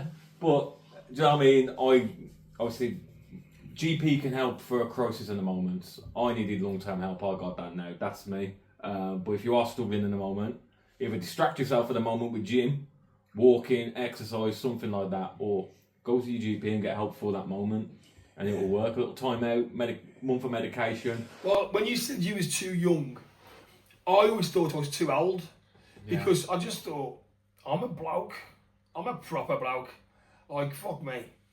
Occasionally I'll piss in the bath, like I'm a geezer. I ain't fucking letting this fuck me over. Like, nah. And it was fucking me over without me fucking knowing about it. It was horrible, man. And then I'd fucking find myself giving myself a talking to, and saying, fucking get up and do this and fucking, but like some mornings I wouldn't want to fucking wake up, let alone get up. I go to sleep at night time and wish I'd fucking never opened my eyes again. Yeah. But now, fucking sound. Just pain in the moment, mate. It was pain in the moment, and I kept it to myself, and I kept it to my fucking, I mean, I didn't even tell my close fucking friends, I was just kept it on my own. And I was alright, so it was okay in the end. Yeah. Yeah. Right, mate, last question. You sat here today with your lived experiences, knowledge, everything. You can go back to a 12-year-old you. What would you say to yourself? Do you know what, bro? I wouldn't do anything different. I really wouldn't. And the reason being, I'm the person I am today because of the person I was then. Yeah. And I think, I've always said this, because I'm doing all right now, right? And I've been doing all right for about 5 years, right? We're expanding. We're getting a new restaurant in Telford where we're going to start a chain of these Lockside steakhouses. I reckon by the time I'm 45 now, I'm 46 in March. I reckon by the time I'm hoping by the time I'm 50, but maybe by the time realistically by the time I'm 55, I'll be retired and I'll have a nice income coming from the steakhouses, and my sons will be running them. That's the goal. That's the main aim. I've said to people before, imagine I started this when I was 21. Imagine I'd done this when I was 21. I'd have been retired now. I'd have been sitting on a fucking beach somewhere with a nice fucking... But would I? You wouldn't have had any stories. But would I? Yeah. I wouldn't have had no stories, but I wouldn't have had the life experience to achieve what I've done now. Yeah. And I've achieved it in such a small amount of time, since 2013 to now. And if I only work from 2013 till when I'm 60, for instance, or so 55, for instance, I've probably only worked 20 years of my adult life, properly worked. The rest of it's been fucking about. Now, if I can retire a wealthy man for 20 years worth of work, and don't forget, I was working for someone else up until 2020. So in the grand scheme of things, it's been 5 years. If I can achieve everything I want to achieve in 10 years or 15 years, that's more than most people do in a lifetime. And I think that comes with the experiences that I've picked up. Of course, yeah. From the previous years. Yeah. You can work in, I'm not taking anything away from anyone, but you're working as, if I'd have stayed in that aluminium factory when I was 16, I'd have still been throwing fucking little bits of rubbish in the aluminium now at 45. Because that's why my brain works. I wonder if this will burn. Do you know what I mean? And instead, I went out and fucking done things and got in trouble and got some experience behind me. And I think you've got to test a lot of water before you realise what water you want to fucking swim in. Yeah. Do you know what I mean? And I did. And I've done it. And now I'm fucking proud of myself, to be fair. Like, which I never, ever thought I'd say that. I never thought that would come out of my mouth. I was proud. Because I wasn't fucking proud. In fact, when I got to about 33, 34, 35, 35-year-olds are fucking settled down. They're all fucking married, they've all got mortgages, they've all got fucking 3 kids, they've all got the kids in fucking, and they're all living in a village in the middle of Wolverhampton or wherever they were living. Not fucking me. Still fucking running around the council estate like I was fucking Jack the Lad. Yeah. So I never thought I'd say that. I'm proud. I mean, I can't really see myself in a village with a tractor at any point soon. But I am fucking settled and I am proud. I'm proud of what I've achieved. And what's more, like, what's a better thing to say is my kids have told me they're proud of me. And especially the 2 eldest ones, they like to spend time with me and like to do things with me. And they think I'm a fucking cool dad as well. And I'm a granddad now as well. Yeah. I'm a granddad, so I just think I want to change anything. I want to, if I was going to say something to him, my 12-year-old me, I'd say fucking enjoy it as much as I did. Because I've had a fucking laugh. And stay away from that bitch from up north. Run off.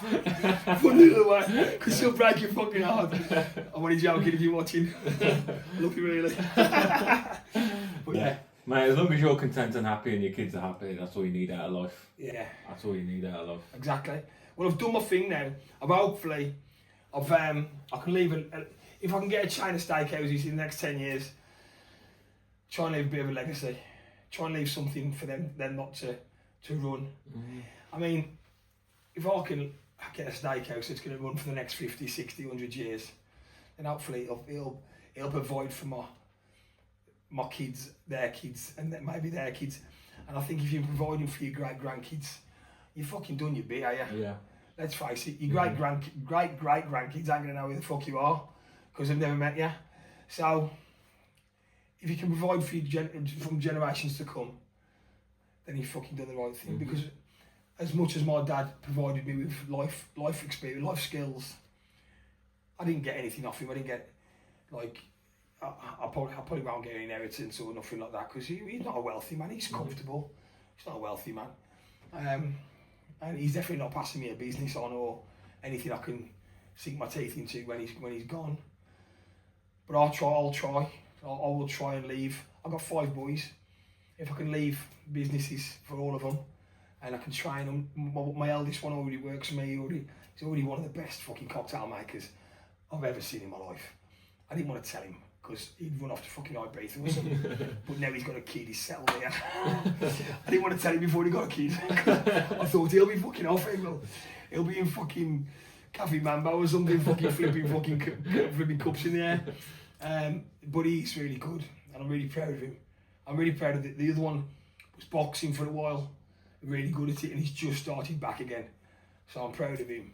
And then I've got my younger ones, which we'll see what that could be like. My 1 4-year-old, he's a bastard. Yeah. He is me in the making. I swear to God, the rest of them are quite decent. This little fucker, I don't know. Well, I know exactly where he's come from. He's come direct from me. There's no DNA tested needed because he's a little fucker. Honestly, Rome. He's a twin. Honestly, if you had two like him, you'd go insane because he's a little bastard. So yeah, hopefully every one of them can do something with their life, and with a little help from me as well, we can try and leave something good for them. Of course, we can give our kids a little head start in life. What's not to want? It's not a bad fucking thing, is it? No, Let's exactly. face it. Yeah. Let's face it. If you can give them a head start, then you've done. That's all you want to do as a dad. Half the battle's won, eh? Yeah, exactly. Right, Matt, I can sit here and fucking waffle forever with you. I've always been the same. Yeah. Have you got anything else to finish on? No, bro, just thank you for having me. I think it's been a pleasure for me. It wasn't a pleasure on the motorway, but apart from that, I got here in the end, and thanks. Cheers. Yes, no, mate, the pleasure's all mine. I do appreciate it. Awesome. Cheers, mate. Bro, thank you very much. Thank you for listening to From Rock Bottom. If this episode spoke to you, please subscribe, like and share. It really helps us keep doing this work and bringing these stories to light. You can also follow us on social media for updates, behind the scenes content and ways to get involved in the conversation. Most importantly, if you're struggling right now, please don't suffer in silence. Reach out, talk to someone, seek support. You are not alone, and you are absolutely worth life. Take care, keep fighting, and we'll see you in the next episode.